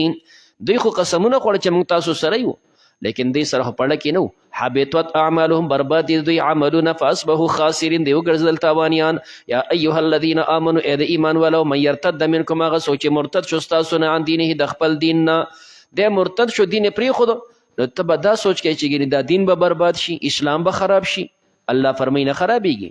فسوف یأتي الله زر دی چې راتله به وکړي الله پاک بقوم په داسې قوم یحبوهم الله به د هغوی سره مینه کوي، ویحبونه دوی به د الله سره مینه کوي. داسې قوم به الله پیدا کړي. د دې قوم نه څوک مراد دی؟ د حضرت علی صاحب فرمایي د دې قوم نه مراد ابوبکر صدیق او د هغه ملګري مراد دي. ګوره پیغمبر علیه السلام د دنیا نه لاړو، زیات مسلمانان ګړبړ شول، څوک کافر، څوک زکات نه انکار، څوک څنګه ار څه ګړبړ شول. بس صرف یو درې ځایونه پاتې شوي دي پکې روغ. مدینه پاتې شوې ده، د صدیق صاحب کلک تقریر او د مکه پاتې شوې ده، دا سهیل ابن عمر چې کوم دی ښه زبردست تقریر وکړو، خلک یې کلک په اسلام پرېښودل. او بحرین پاتې شوی دی، او دا نور غونډ چې کوم دی څه ګړبړ شول. خو ابوبکر صدیق صاحب دومره کلک تقریر وکړو، په کلکه باندې دوی جوابونه او هغه شانتې اقدامات شروع کړه. داسې کلک اقدامات یې شروع کړه چې هغه کلک مسلمانان هغوی ورته حیران وو. د حضرت عمر صاحب په شانته سړی هغه ورته وایي لږ شانتې نرم چلیږه. نو ځکه حضرت عایشه فرمایي دا وخت زما په بابا چې څومره بوج و که نه، دغه وخت که دا بوج په غر وي نو دا غر به د هغې لاندې چیت شوی و. خو دا زما بابا او صدیق اکبر چې دې بوج ته کلک ودرېده، هم د بهر دفاع کوله، هم د مرتدو دفاع کوله، هم د منکرینو دفاع کوله. خو دا نور چې کوم دا سختي هغوی ته نه کوزېدله. صدیق صاحب ورته وی انا حی اینقص الدین و انا حی، دین کې به کمې راځي او صدیق به جم دی. بلکې چې کوم دی دا نور لږ پسته چلېدل، په خپله توره واغسته، تنی تنها به ځم او دوی مقابله کوم. بیا پسې صحابو ته تخته امیر صاحب ته لږ صبر وکړه، مونږ ته اډر کوه مونږ کوو که نه. نو داسې کلکې مقابله وکړې. نو ځکه علي صاحب چې وروستو کوم حالات صدیق جوړ کړل، نو علي فرمایي دا صدیق و چې الله داسې قوم پیدا کړ چې د الله به سره مینه دی، د الله سره مینه ده. بعضې فرمایي د دې نه یمن والا مراد دي. نبی کریم علیه الصلاة والسلام نه تپوس وکړه چې دې نه څوک مراد دي؟ ابو موسی اشعري صاحب ته اشاره وکړه چې د قوم دی. بعضې ته نه عجم علي، داسې عجم به الله پیدا کړي چې د الله سره مینه ده، هغه د الله به د هغوی سره مینه. نو عجمیانو بیا ډېرې غټې قربانیانې کړي دي. اذلت دا به ذلیل علی المؤمنین، مؤمنانو مخکې به دوی خپل ځان ذلیله ښیي. اعزت دا به عزتمن وي علی الکافرین، په کافرانو. یجاهدون فی سبیل الله، دی به جهاد کې د الله په لار کې. ولا یخافون، دی به نه یریږي لومة لائم، د ملامتیا د ملامتي اچونکي نه. ذلک فضل الله، دا فضل د الله دی. یؤتیه ورکوي من یشاء، چاله چې خوښه شي.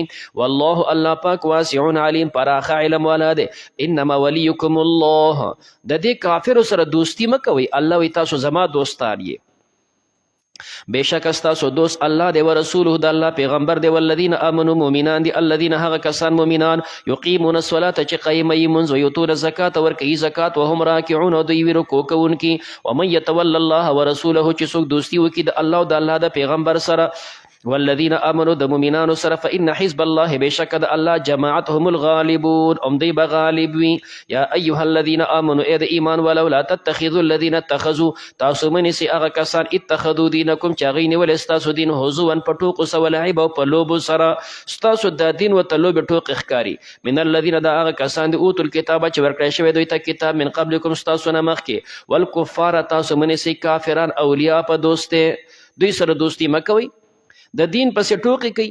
کله چې به مؤذن اذان کو، نو دوی پیغمبر علیه السلام ته ویره محمد څه ناشنا کار دی شروع کړی دی. نو ځکه چې د اذان د اواز په دوی بد لګېدو، اذان اواز په دوی بد لګېدو، نو کله به یو شانتې ټوقې، کله بل شانتې ټوقې به دې پسې کولې. یو کس داسې و په مدینه منوره کې چې د اذان به شروع شو، نو هغه به دا په انتهایي بد لګېد. نو احرق الله الکاذبه، یاره ته ځان ته وایې چې اشهد ان محمد رسول الله، دا دروغجن دی. الله دې چې کوم دی تاسو په من کې چې کوم دروغجني، الله دې وسوځئ. دا خپلې د هغه خیرې وي، الله دا خیرې په هغه ولګولې. نو دغه شانې هر بانک کې به دا خیرې کولې. یو ځل په کور کې د خادم نه چاته اور پرېوته، او هغه اور نه اور ولګېد، او د هغې نه دا غونډ وسول. نو هغه خپلې خیرې په هغه باندې ځکه ولګېد چې کوم دروغجن دی، الله دې وسوځئ چې بس الله وسوځو. نو والکفار اولیاء، واتقوا الله، ویلګې د الله نه، ان کنتم مؤمنین، که تاسو مؤمنان.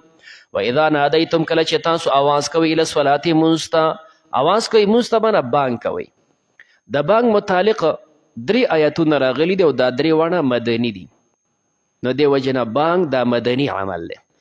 یو د دې نه معلومیږي اذا نادیتم الی الصلاة، کله چې تاسو آواز کوئ مونځ ته، دا بانګ دی.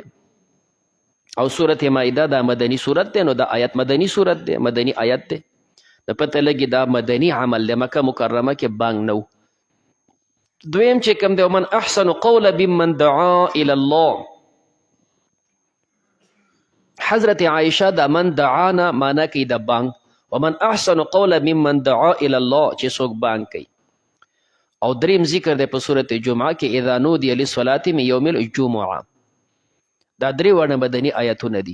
لہذا اذان دا مدني عمل. کله چې جمعات جوړ شو، صحابه او حضراتو پیغمبر علیه الصلاة والسلام مشوره وکړه چې اوس به خلک مانځه ته څنګه رابلو. نو مختلفې مشورې پکې راغلې. چا پکې وی جي ډول پیدا کو، هغه به غربو، یاره دا خو د پلانکي قوم رواج دی. چا وی یو سورنی به پیدا کو، پای کې به آواز کو، نه دا د پلانکي قوم رواج دی. داسې به وکړو چې اور به بلو، دا خو د تشپرسو طریقه ده. یاره یو جنډه به ولګو چې هغه جنډه به خوځېږي، دې ته بار وخت کې څوک ګوري. نو دا یوه خبرې باندې هم اعتماد او فیصله ونه شوله. نو عمر صاحب داسې که خو چې د مانځه ټیم کېږي، نو بلال په دې کوڅه کې آواز کوي الصلا، بیا به دې بله کوڅه کې آواز کوي الصلا، بله کوڅه کې به څو کوڅې دي، په دې کې به آواز کوي، راغونډ کېږو به. په دې باندې مجلس برخاست شو. یو صحابي عبدالله ابن زید ابن عبد ربه ډېر فکرمند دی چې ګوره مشوره وشوله، پس خبره فیصله مو نه شوه. نبي علیه الصلاة والسلام په دې خبره فکرمند دی. دی چې کور ته لاړ، بس چې څنګه اوده شو، نه اوده نه یخ داسې حالت کې وی کته یو سړی روان دی، شین څادر یې په سر کړی دی، په ځان کړی دی، هغه سره څه ډول ډبلي ورسره دي. د دې نه تپوس وکړې، د الله بنده دا ډول دې خرڅې؟ ورته یې ولې نه خرڅومه، څه پې کې ته؟ وی دا مال راکه زه به واله موږ به دا غربو چې خلک پې مونځ ته رابلو. هغه ورته ویې د دنه یو بل ښه څیز نه درښیم، ښځې راته څه ښیي؟ هغه خپل ډول ډبلي کېښود، یو چت زیاته وخوته، غوږونو کې ګوتې کېښود، دا موږ چې څنګه بانګ وایو دقه بانګ یې وکړئ، داسې کوئ که نه. بیا چې راکوز شو لږ به صبر کې، او چې کله ملګري جمع کېږي نو بیا د اقامت ورته وکړه، بیا داسې اقامت کوئ.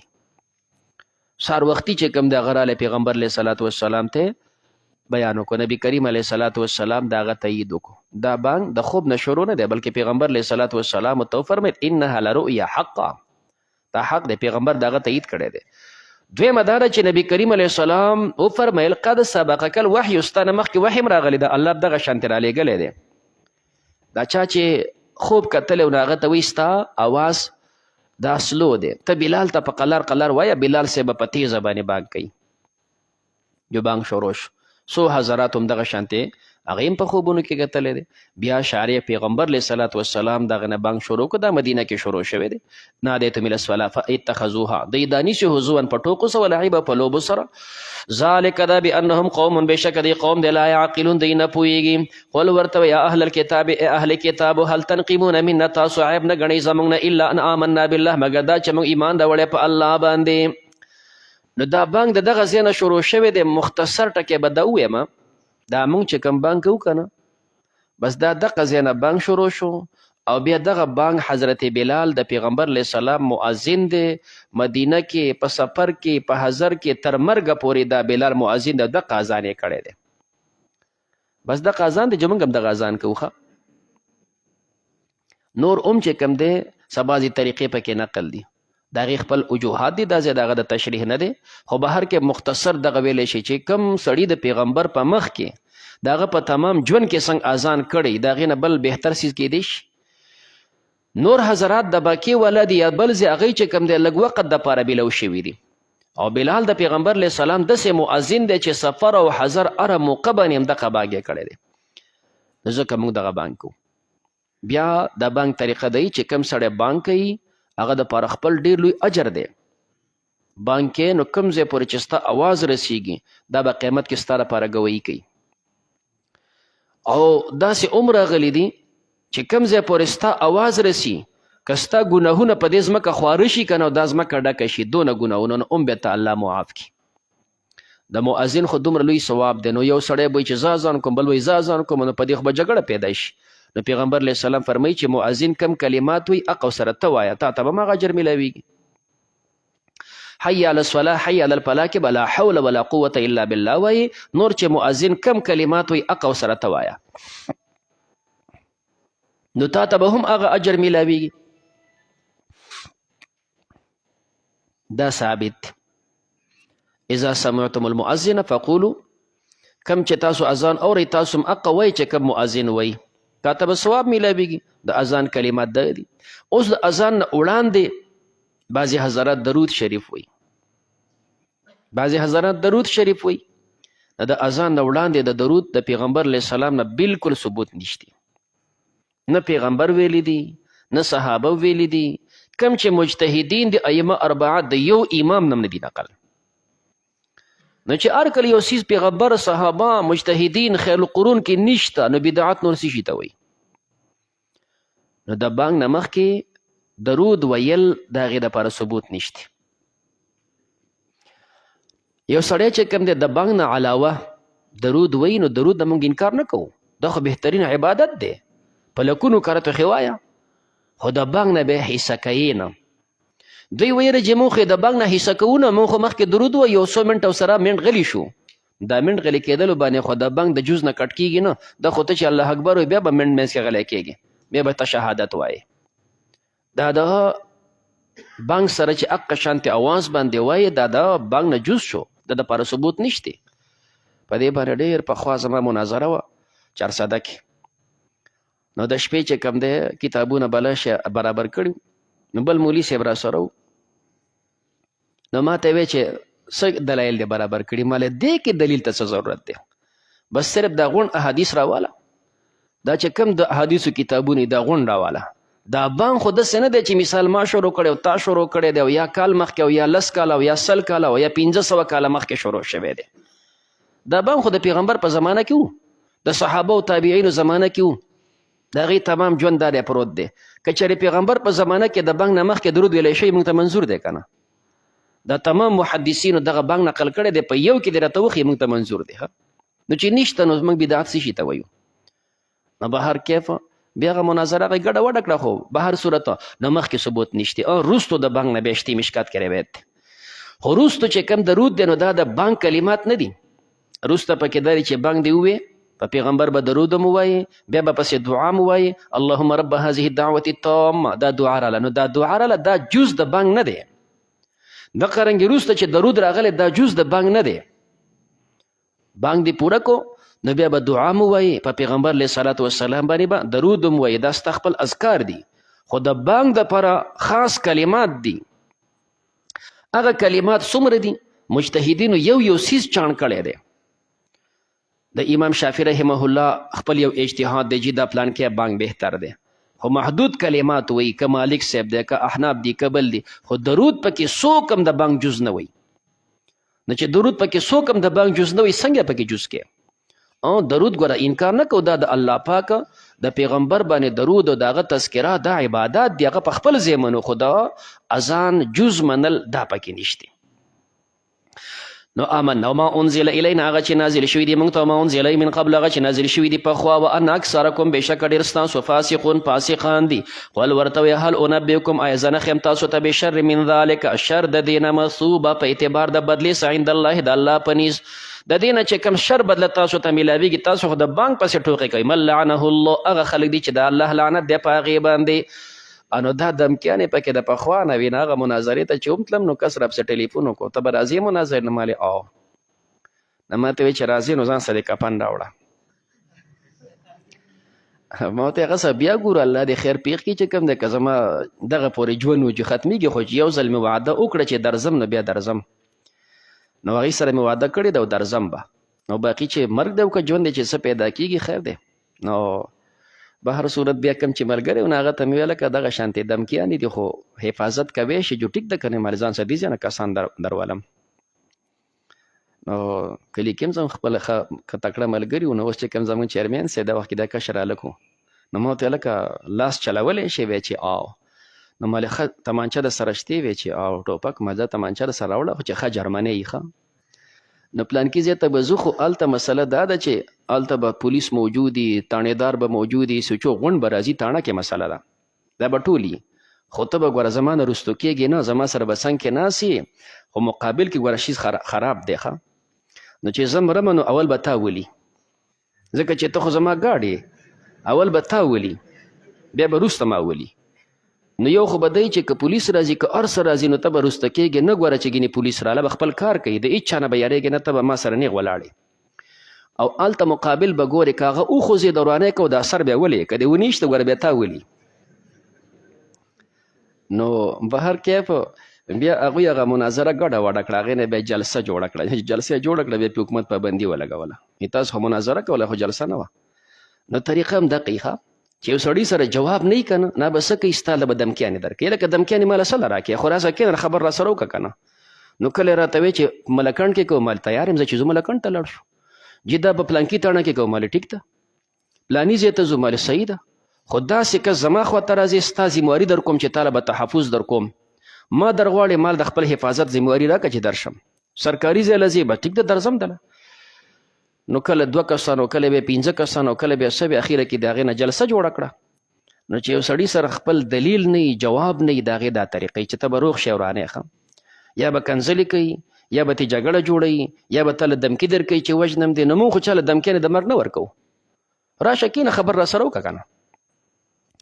نو به هر صورت نو مسلې دا دي چې کوم دی الله فرمایي هغه کس چې د الله په لعنت دی وغضب علیه وجعل منهم القرده، ګرځولي د هغې نه شادوګان والخنازیر او خنزیران، وعبد الطاغوت، او د هغې نه ګرځولي عبادت کوونکي د شیطانانو. اولئک دا کسان شر مکانه، شر دي په اعتبار د مرتبې سره، واضل دا ګمراه دي عن سواء السبیل د صحیح لارې نه. واذا جاؤکم، کله چې راشي تاسو ته، نو بلا داسې دروغونه به تاسو یې ښه دومره دروغ که نه. یو بله مسله باندې اخوا یو چا سره لانجه وه، نو پېښور نه بل مولا راغوښته، بیا به هغوی نه و تیاره. نو ما ته وایي چې ته راسره لاړ شه هلته. نو ما ته چې نه تا پېژنم نه ستا کسان پېژنم، زما څه کار دی چې زه پردي ځای له ځم. نو هغه چا چې بوتلونه کسانو وی چې یاره ستاسو کې د خبرې سړی نشته چې اوس د هغه جواب وکړي، د پېښور نه هغه را روان دی او تاسو څوک جواب نشئ کولی. ما ورته لکه د جواب خبره نه ده، زه چې ستا خواله درشم زه تا پېژنم ته څوک یې، ته ما څه پسې بوځې، دا خو لیونی هم داسې نه کوي. وایي نه چې د هغه څوک جواب نشي کولی، مالخه نه شي کولی، د پېښور نه چې د سړی راځي په کم ځای به راځي، په هوا به رالوځي، خو په دې سړک به راځي که نه وایي نو مال چې په دې سړک راځي او ته وزیر آباد ته بوځې نه اخوا یې څه له بوځې دې دغه باندې داسې نږدې زما د جومات ته راتاو که، بس دا نږدې ځای دی، مالې تاسو دواړه فریقین راشئ، د هلک او د جینۍ ورانه و، د هلک خاندان هم راشئ، د جینۍ خاندان هم راشئ، په طلاقو باندې ورانو، یو یې دا درې دی بل یو دی، په دې وران شي. پېښور نه چې کوم ملا دی را روان دی هغه درېو ته یو وایي نو هلته یې مه بوځه دلته یې راوله، بس دا زما جومات همدغه ستاسو ځای، او چې په کوم ورځ تاسو راځئ ما ته صرف اطلاع وکړه، لیو به راشي دا ټول ځای به تاسو ته ښه کنټرول چې کوم دی او ښه بېغمه هېڅ تکلیف به ته نه وي، صرف ملا ښه په امن راوله دلته ما سره مخامخ کېنوه. جو یې زه ټیک ده په دې هم خبره وکړه، ما باندې کتابونه وکتل، بلا کتابونه مې برابر کړه. اوس یو ورځ پاتې شو نو هغه ما ټلیفون وکړو، ما ته وایي چې هغه سړی خو نه راځي. نو ما ورته چې زناوره تا زما ورځ ولې خرابه کړه، تا خو وی چې هغه را روان دی او تاسو د خبرې څوک نشته، نو زه ما ته غاړه کېښوده چې زه تیار یم رایوله، نو اوس ورشه پسې مالک ورته پړی واچوه په راښکدو یې راوله. مالې اوس ته پته ولګېده چې حق د چا سره او باطل د چا سره. نو دا صرف څوک به دروغ وایي، څوک به دمکیاني، عجیبه غوندې خلک یې، نو دې وجې نه زه په خپله په دې چې چا تنګ کړی نه یم، چا سره موږ څه کار یم، خپل دلیل وایو. خو بس چې یو سړی څه کوي چې کوم دی، الله دې د غونډو اصلاح وکړي او حق الله غونډو ته نصیب کړي. ښه جي وإذا جاءوكم قالوا کله چې دې ستاسو خواته راشي نو وایي آمنا موږ ایمان راوړی به، قد دخلوا بالکفر، الله فرمایي دا منافقان دي داخل شوي دي په کفر سره، کافران راغلي وهم قد خرجوا به وتلم دي په دې کفر، والله اعلم الله پوهیږي بما كانوا یکتمون هغه چې دوی پټوي، وترى كثيرا منهم تبین ډېر په دوی کې یسارعون فی الاسم دا بجلتي کوي په ګناهونو کې، والعدوان او په زیاتي کې، واکلهم السحت او په خوراک د حرامو کې، لبئس ما كانوا يعملون بد د هغه چې دوی عمل کوي، لولا ينهاهم الربانیون. الله فرمایي په دوی کې دا قبایح موجود نو دغه علماو دا خدایي خلکو دوی ولې نه منع کول، دغه علماو دی ولې نه منع کول. نو پته ولګي د آیت نه چې مخکینو امتونو کې دینی دعوتونه او دینی خدمات انبیاو کړي دي، علماو کړي دي، نیکانو خلکو کړي دي. دا چې کوم دی د انبیاو نه غیر چې کوم دعوت ورکوي دا د امت خصوصیت نه دی، بلکې دا مجموعي چې دلته پیغمبر نشته نو دا ټوله دعوت ذمواري د امت ته حواله ده، او هغوی کې به انبیا ورسره وو او سره به د هغې علما، ځکه الله دوی ته فرمایي ینهاهم ولې دوی نه منع کول دي علما او د خدای خلکو، عن قولهم الاسم د وینا د ګناه نه، واکلهم السحت د خوراک د رشوت نه، لبئس ډېر بد دی ما کانوا یصنعون هغه چې دوی کول. وقالت اليهود و یهودیان ید الله لاسونه د الله مغلوله بندي، کله چې پیداوار به کم شو مالی حیثیت به کمزوری شو، یاره الله چې کم دی غریب دی موږ له څه نه راکوي. نو الله فرمایي غلت ایدیهم بند کړی شوي د دوی لاسونه، ولعنو په دوی لعنت ویلی شی بما قالو په سبب د هغه چې دوی وایي، بل یداه بلکې لاسونه د الله مبسوطتان دا کولو دي، ينفقو خرج کوي کیف یشاء څنګه چې د الله خوښه شي، ولا یزیدن خامخا زیاتوي کثیرا منهم ډېر د دوی ته ما انزل الیک هغه چې نازلیږي تا ته من ربک طرفه د رب ستانه، طغیانا سرکشي و کفر او کفر. لومبنۍ پاره کې مې درته هم وی او دلته قرآن نازلیږي، الله وی دوی د پاره سرکشي سیوا کوي، دوی د پاره کفر سیوا کوي، نو قرآن خو د کفر د پاره نه نازلیږي، د سرکشي د پاره نه نازلیږي. حواله مې درکوله د دې به انشاءالله په سورت اسراء کې به خبره کوو. والقینا بینهم العداوه ما چې ورې دوی په منځ کې دشمني والبغضاء او بغض الی یوم القیامت ورځ د قیامته پورې، کلما هر کله اوقدوا ناره چې دوی بلکې اور للحرب د پاره د جګړې شر پیدا کوي، اطفأها الله الله هغه اور مړ کړي، ویسعون دوی کوشش کوي فی الارض په ځمکه کې فساد د فساد کولو، والله الله پاک لا یحب المفسدین نه خوښي فسادیان. ولو ان اهل الكتاب کبه اهل کتاب امنو ایمان راوړی وتقوا تقوی کړي ولا کفرنا عنهم ما کړیو دوی ته سیئاتهم د دوی ګناهونه، ولا ادخلناهم بدی داخل کړیو جنات النعیم جنتونو د نعمتونو ته، ولو انهم کبه اقاموا التوراة والانجیل.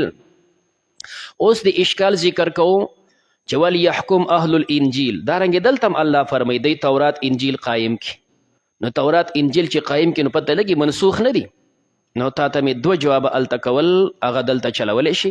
وما انزل الیهم هغه چې نازلیږي دوی ته من ربهم طرفه د خپل رب نه لاکلو دوی به خوراک کړو من فوقهم د پاسه طرف نه. په الله احکام باندې عمل وکړي د پاسه به خوراک وکړي. په موسم به الله بارانونه کوي، موسم به الله دوی د پرخه خوشګوار کړي. ومن تحت ارجلهم او لاندې د خپو د طرف نه د ځمکې پیداوار به ډېر مزهدار شي. دا به الله انعام ورکړي. همدارنګې دا خو جسمانی نعمتونه دي، همدارنګې روحاني نعمت که دوی قایم کړی وی د الله کتاب لاکلو دوی به خوراک وکړي من فوقهم د پاسه د طرف نه. د دوی مشران به الله صالحان کړي، مشران صالحان وي، ښې فیصلې کړي، دا د انسان روحاني خوشحالي وي. دارنګې ومن تحت ارجلهم لاندې د خپو د طرف نه کشران به الله صالحان کړي. ښځه به صالح وي، بچی به صالح وي، دا به نافرمانه نه وي، دا د انسان دپاره د خوشحالۍ زندګي وي. او چې بچی نافرمانه شي دا خو د عذاب زندګي وي. نو د دې وجې نه ته په خپله د الله تابع شه، نو بیا وغواړه چې دا څاروی هم دې زما تابع شي، دا بچی هم دې زما تابع شي. او چې کله انسان کې په خپله سروانۍ نو هغه اثر به لازمي خري په بلکې ښکاره کېږي. منه امتون بعضې په دوی کې یو جماعت د مقتصدتون درمیانه چې هغوی په انصاف چلیږي. وکثیر منهم ډېر په دوی کې ساء ډېر بد دی ما یعملون هغه چې دوی عمل کوي. یا ایها الرسول ای پیغمبر علیه السلام بلغ ما انزل الیک ورسوه هغه چې نازلیږي تا ته طرفه د ربستانه. دا ورته ورسوه. حدیث کې دا راغلی دی حضرت عایشه رضی الله تعالی عنها فرمایي که څوک داسې ووایي چې پیغمبر علیه السلام په رسالت کې څه خبره پټه کړې ده، څه خبره نه ده رسولې، نو وی دروغ یې وې. وجه دا ده چې الله پیغمبر ته فرمایي بلغ ما انزل الیک من ربک وان لم تفعل که دا دې ونه کړه فما بلغت رسالته، تا د الله رسالت ونه رسو. اوس بلغ کې څه مراد دی؟ نو بعضې احکام یا ټول وایي نو هم ټیک ده. حدیث کې دا راغلی دی چې الله کله نبوت ماله راکړو ما ته وی دا پیغامات خلکو ته ورسوه. نبی کریم علیه السلام فرمایي دا دومره ګران څیز ما وی چې الله دا زه خلکو ته څنګه ورسوم؟ دا خلک خو به زما دا سر په کاڼو کې چیت کی، په کاڼو به دا سر له چیت کې، په 2 کاڼو کې به له وچقی. الله راته وی ورسوه، که نه رسې به زما احکام نه رسې. نو نبی کریم علیه السلام د الله یو حکم ورسو. دا ټول احکام رسول دا دومره ګران کار دی. دویم بعضې جزیات داسې دي چې هغه انتهایی پیچیده و، لکه په هغې کې صورت احزاب کې مضمون را روان دی د حضرت زینب د واده مسله ده. خلکو ته دا به انتها ګرانه وه ځکه دا د متبنا بچي ښځه ده. نو الله داسې جزیاتو کې فرمایي بلغ دا یو جزي خبره دا ورسوه ما انزل الیک، که دې ونه رسول نو فما بلغت رسالته. او پیغمبر علیه السلام خپل رسالت مکمل رسولی دی. حجة الوداع کې صحابو نه تپوس وکړو تاسو نه به زما باره کې تپوس کیږي آیا تاسو ته ما د الله احکام پیغامات ورسول؟ صحابه و حضراتو په یوه خوله ورته ووې او تا چې کوم دی بلغت و نصحت و ادیت، د الله پیغمبره د الله احکام دی راورسول او تا د قوم خیرخواهي وکړه، خپل حق دی ادا کړی دی. نو بیا پیغمبر علیه السلام اشاره اسمان طرف ته کوله الله ته په دې ګواش. نو احکام رسولی دی والله الله پاک یعصمک من الناس، ستا حفاظت به کوي د انسانانو نه. ابتدا کې پیغمبر علیه السلام به څوکیدار ګرځو، څوکیدار به ورته ولاړو. کله چې الله دا آیت نازل کو نو بیا څوکیداري ختمه شوله. نبی کریم علیه السلام څوکیدار ته وی تو څوکیداري پرېږده او الله زما ذمه واغستله. اشکال دا پیدا کېږي چې الله وعده وکړه یعصمک، نو نبی کریم علیه السلام ولې زخمی شوی نه دی؟ څومره تکلیفونه ورته رسېدلي دي؟ نو جواب ترې نه دا دی چې دا مخکینی مسلې وي او دا خو صورت مایده ده. بیا وروستو الله دا ذمهواري واغسته نو بیا الله د حفاظت وعده اخیستې ده. دویمه دا ده که دا مخکینی اوم شي نو الله وعده اخیستې ده ستا د حفاظت چې څوک تا وجلی نشي. باقي ژوند دی، په دې ژوند کې خو به تینده کم خوري، په خپو کې به دې ازغیم ځي، دا خو انسان دی. نو لږ ډېرې مسلې به پکې خو تا څوک وجلی نشي. نه یعصمک، الله به ستا حفاظت کوي. بیا د حفاظت ډېر مثالونه هم شته. ابو هريره فرمایي موږ به چې کله په سفر باندې راتلو نو یو ون لاندې به آرام کوو، چې داسې غټه ونه به ګوره ونه به هغه پیغمبر علیه السلام د آرام دپاره پرېښوله. ستړي و ځای کې مو دمه کوله، هر صحابي څوک هغه ونې لاندې پروت دی، څوک هغه کیکر لاندې پروت دی. چې موږ راویښ شو نو پیغمبر علیه السلام آواز وکړو راشئ. عجیبه کیس دا شوی دی چې دا ټول اوده شو، وړاندې په غر کافران ناست دي تماشه کوي. نبی علیه السلام هم اوده شو، هغه کافرانو یو پهلوان دی نورو ته ویې دا موقع ده ښه د ملګرو نه بیل شوی دی او اوده دی. جو دغه دی پسې راورسېدو د پیغمبر علیه السلام تورې واغسته ویسته په سر ورته ودرېد. د نبي علیه السلام یې راپاڅه وایه څوک به دې نه بچ کوي؟ نبی کریم علیه الصلاة والسلام ته وفرمیل الله.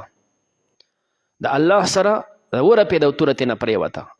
بیا څوک داسې فرمایي چې ورپېده او داسې راغلي مفسرون ذکر کړي چې جبریل ولاړ دی چې الله الله د الله سره جبریل چې کوم دی په دې اوږو کې یو څوک وله ورکړه چې هغه یې ترې ویستو هلته یې وغورځو توره ترې هلته پرېوتله. نبی علیه السلام تور راوچته کړه. ته وایه چې اوس به تا زمانه څوک بچ کوي؟ نو بس هغه مینتونه شروع کړه. پیغمبر علیه السلام بیا ملګرو ته آواز وکړو، صحابه حضرات هم راجمع شو. والله یعصمک، خلک به خامخا ستا د قتال او د خلاف اختلاف کوي خو الله به دې بچ کوي. ان الله بشک الله پاک لا یهدی القوم الکافرین، هدایت نه کوي قوم کافرانو ته. قل ورته یا اهل الکتاب، ای اهل کتاب لستم علی شیء، نه تاسو په څه شی حتی تقیموا التورات چې تاسو قایم کړئ تورات او انجیل، وما انزل الیکم هغه چې نازلیږي تاسو ته من ربکم طرفه د رب ستاسو نه. ولا یزیدن او خامخا زیاتی کثیر منهم ډیرو دوی ته ما انزل الیک هغه چې نازلیږي تا ته من ربک طرفه د رب ستانه طغیان سرکشي و کفر او کفر. فلا تأس تمخ پکې على القوم الكافرین فقوم کافرانو.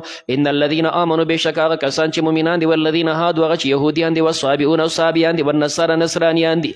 من آمن بالله هغه څوک چې ایمان راوړي په الله باندې. همداسې آیت لومبنۍ سپاره کې دغه د آمنو او من آمن دوه توجیهات مو هلته کړي. والیوم الاخر وعمل صالح وعمل کوي نیک، فلا خوف علیهم نه به یره په دوی ولا هم یحزنون نه به دوی غمجن شي. لقد اخذنا میثاق بني اسرائیل، تاقي سره موږ اغوستی وعده د بني اسرائیل نه، وارسلنا الیهم ما لېږلي دوی ته رسوله پیغمبران. کلما جاءهم کله چې براله دوی ته رسول پیغمبر بما لا تهوه هغه چې نه خوښو انفسهم د هغې نفسونو د هغې د خواهشاتو برابر به نه و. فریقا یوه ډله کذبو هغې به تکذیب وکړو د انبیاو نه یې منل. و فریقا یوه ډله یقتلون دوی قتلول څه انبیا حضرات خو انکار یې وکړو عیسی علیه السلام نه، د محمد صلی الله علیه وسلم نه، او بعضې قتل کړي دي لکه زکریا علیه السلام، یحیی علیه السلام. وحسبو دی ګمان کو الله تکونه فتنه چې دا بنی فتنه. د فتنې مختلفې معنی راغلي، ابتلا معنا ده، عذاب معنا ده. د انبیاو تکذیب، د انبیاو قتل دا بګینې سبب د عذاب نه ګرځېږي. نو فعمو دی ړانده شول د دې نه، وصمو کاڼه شول د دې حق نه. ثم تاب الله علیهم، بیا الله رجوع د رحمت وکړه په دوی باندې، بل پیغمبر بیا ورته راولېږو. ثم عمو دی بیا کاڼه شول، ړانده شول، سمو کاڼه شول، کثیر منهم ډېر د دوی نه. والله بصیر، الله لیدونکی دی بما یعملون هغه چې دوی عمل کوي. لقد کفر الذین، تاخیر سره کافر هغه کسان قالو چې هغوی وی ان الله بشک الله هو المسیح ابن مریم، دا مسیح علیه السلام زوی د مریم دی. چا ورته خدای وی نو دا کافر دی. دوی کې درې ډلې جوړې شولې غټې. یو دو چې دوی وی عیسی علیه السلام دا خود الله دی، او دویمه دو چې هغې وی دا د الله زوی دی، او درېیمه ډله دا وه چې خدایان درې دي، یو الله دی، یو عیسی علیه السلام دی، یو جبریل دی. یا الله دی، عیسی علیه السلام او مریم دا چې کوم اقانیم ثلاثه دوی ګڼل. نو الله فرمای دا کافر دی چې عیسی علیه السلام ته الله وی. وقال المسیح، او فرمیل عیسی علیه السلام یا بنی اسرائیل، یا بنی اسرائیل اعبدوا الله، عبادت کوي د الله، ربی و ربکم چې زمام رب دی ستاسو رب دی. انه بشک شان دا دی من یشرک بالله چې څوک شرک وکړي د الله سره، فقد حرم الله علیه الجنه، تاقي سره حرام کړی الله په ده باندې جنت. کافر او مشرک باندې جنت حرام دی. ومأواه او زیاده هغه اور دی. وما للظالمین، نه به د ظالمانو دپاره من انصار څوک امدادي. لقد کفر الذین، تاقي سره کافر هغه کسان قالو چې هغوی وی ان الله بشک الله پاک ثالث ثلاثه، دریم دی په دریو کې. دام کافر دی چې څوک درې خدایان وی. وما من اله، نشته هیڅ معبود الا اله واحد مگر یو معبود دی واحد. وان لم ينتهوا کدی من نشول عما یقولون هغه چې دی وی، لا یمسن الذین کفروا، خامخا به ورسیږي هغه کسانو ته چې کافر دي، منهم د دوی نه عذاب علیم، عذاب دردناک. افلا یتوبون الی الله، دی توبه نو باسي الله ته، ویستغفرونه، دی بخنه نه غواړي د الله نه. والله غفور رحیم، الله بخونکی مهربان دی. مل مسیح ابن مریم، داغه شان الله ذکر کوي. نو مسیح علیه السلام چې زوی د مریم دی الا رسول مگر د الله پیغمبرو، قد خلت تاخیر سره تیر شوي دي من قبله الرسل دغه نه مخکې نور پیغمبران. و امه صدیقه، مور یې رښتونې ښځه ده. کانا یاکلان الطعام، دي دا دواړه چې خوري خوراکا. دا مختصر ورکوټې ټکی دی خو جامع د ډیرو خبرو ته.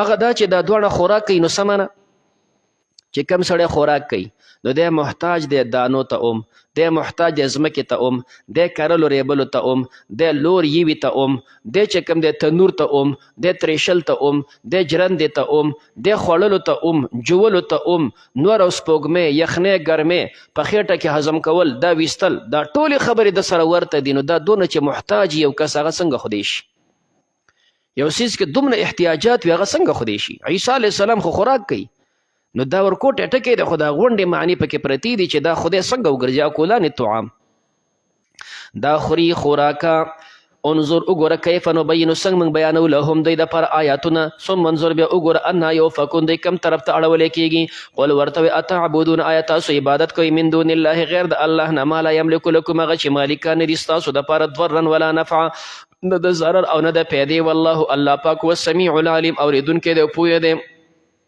قل ورته ویا اهل الكتاب ای اهل کتاب لا تغلو فی دینکم تاسو زیاتې مه کوئ په خپل دین کې غیر الحق غیر حق غلو مه کوئ چې کمې کوئ د په شان کې کمې وکړو یهودیانو د بدعمله ښځې بچی ورته وی غلو مه کوئ زیاتې مه کوئ نصرانیانو پکې زیاتې وکړو نو د خدایتوب مرتبې ته ورسو لا تغلو فی دینکم تاسو زیاتې مه کوئ په خپل دین کې غیر الحق ولا تتبعوا تاسو تابعداري مه کوئ اهوا قوم د خواهشاتو د قوم قد ضلوا چې هغه ګمراه شوي من قبل پخوا واضلوا کثیره دوی ګمراه کړي د ډېر خلک واضلوا دوی ګمراه شوي عن سواء السبیل د صحیح لارې نه صلی الله علیه وسلم زه یو 15 منټه دمه وکړم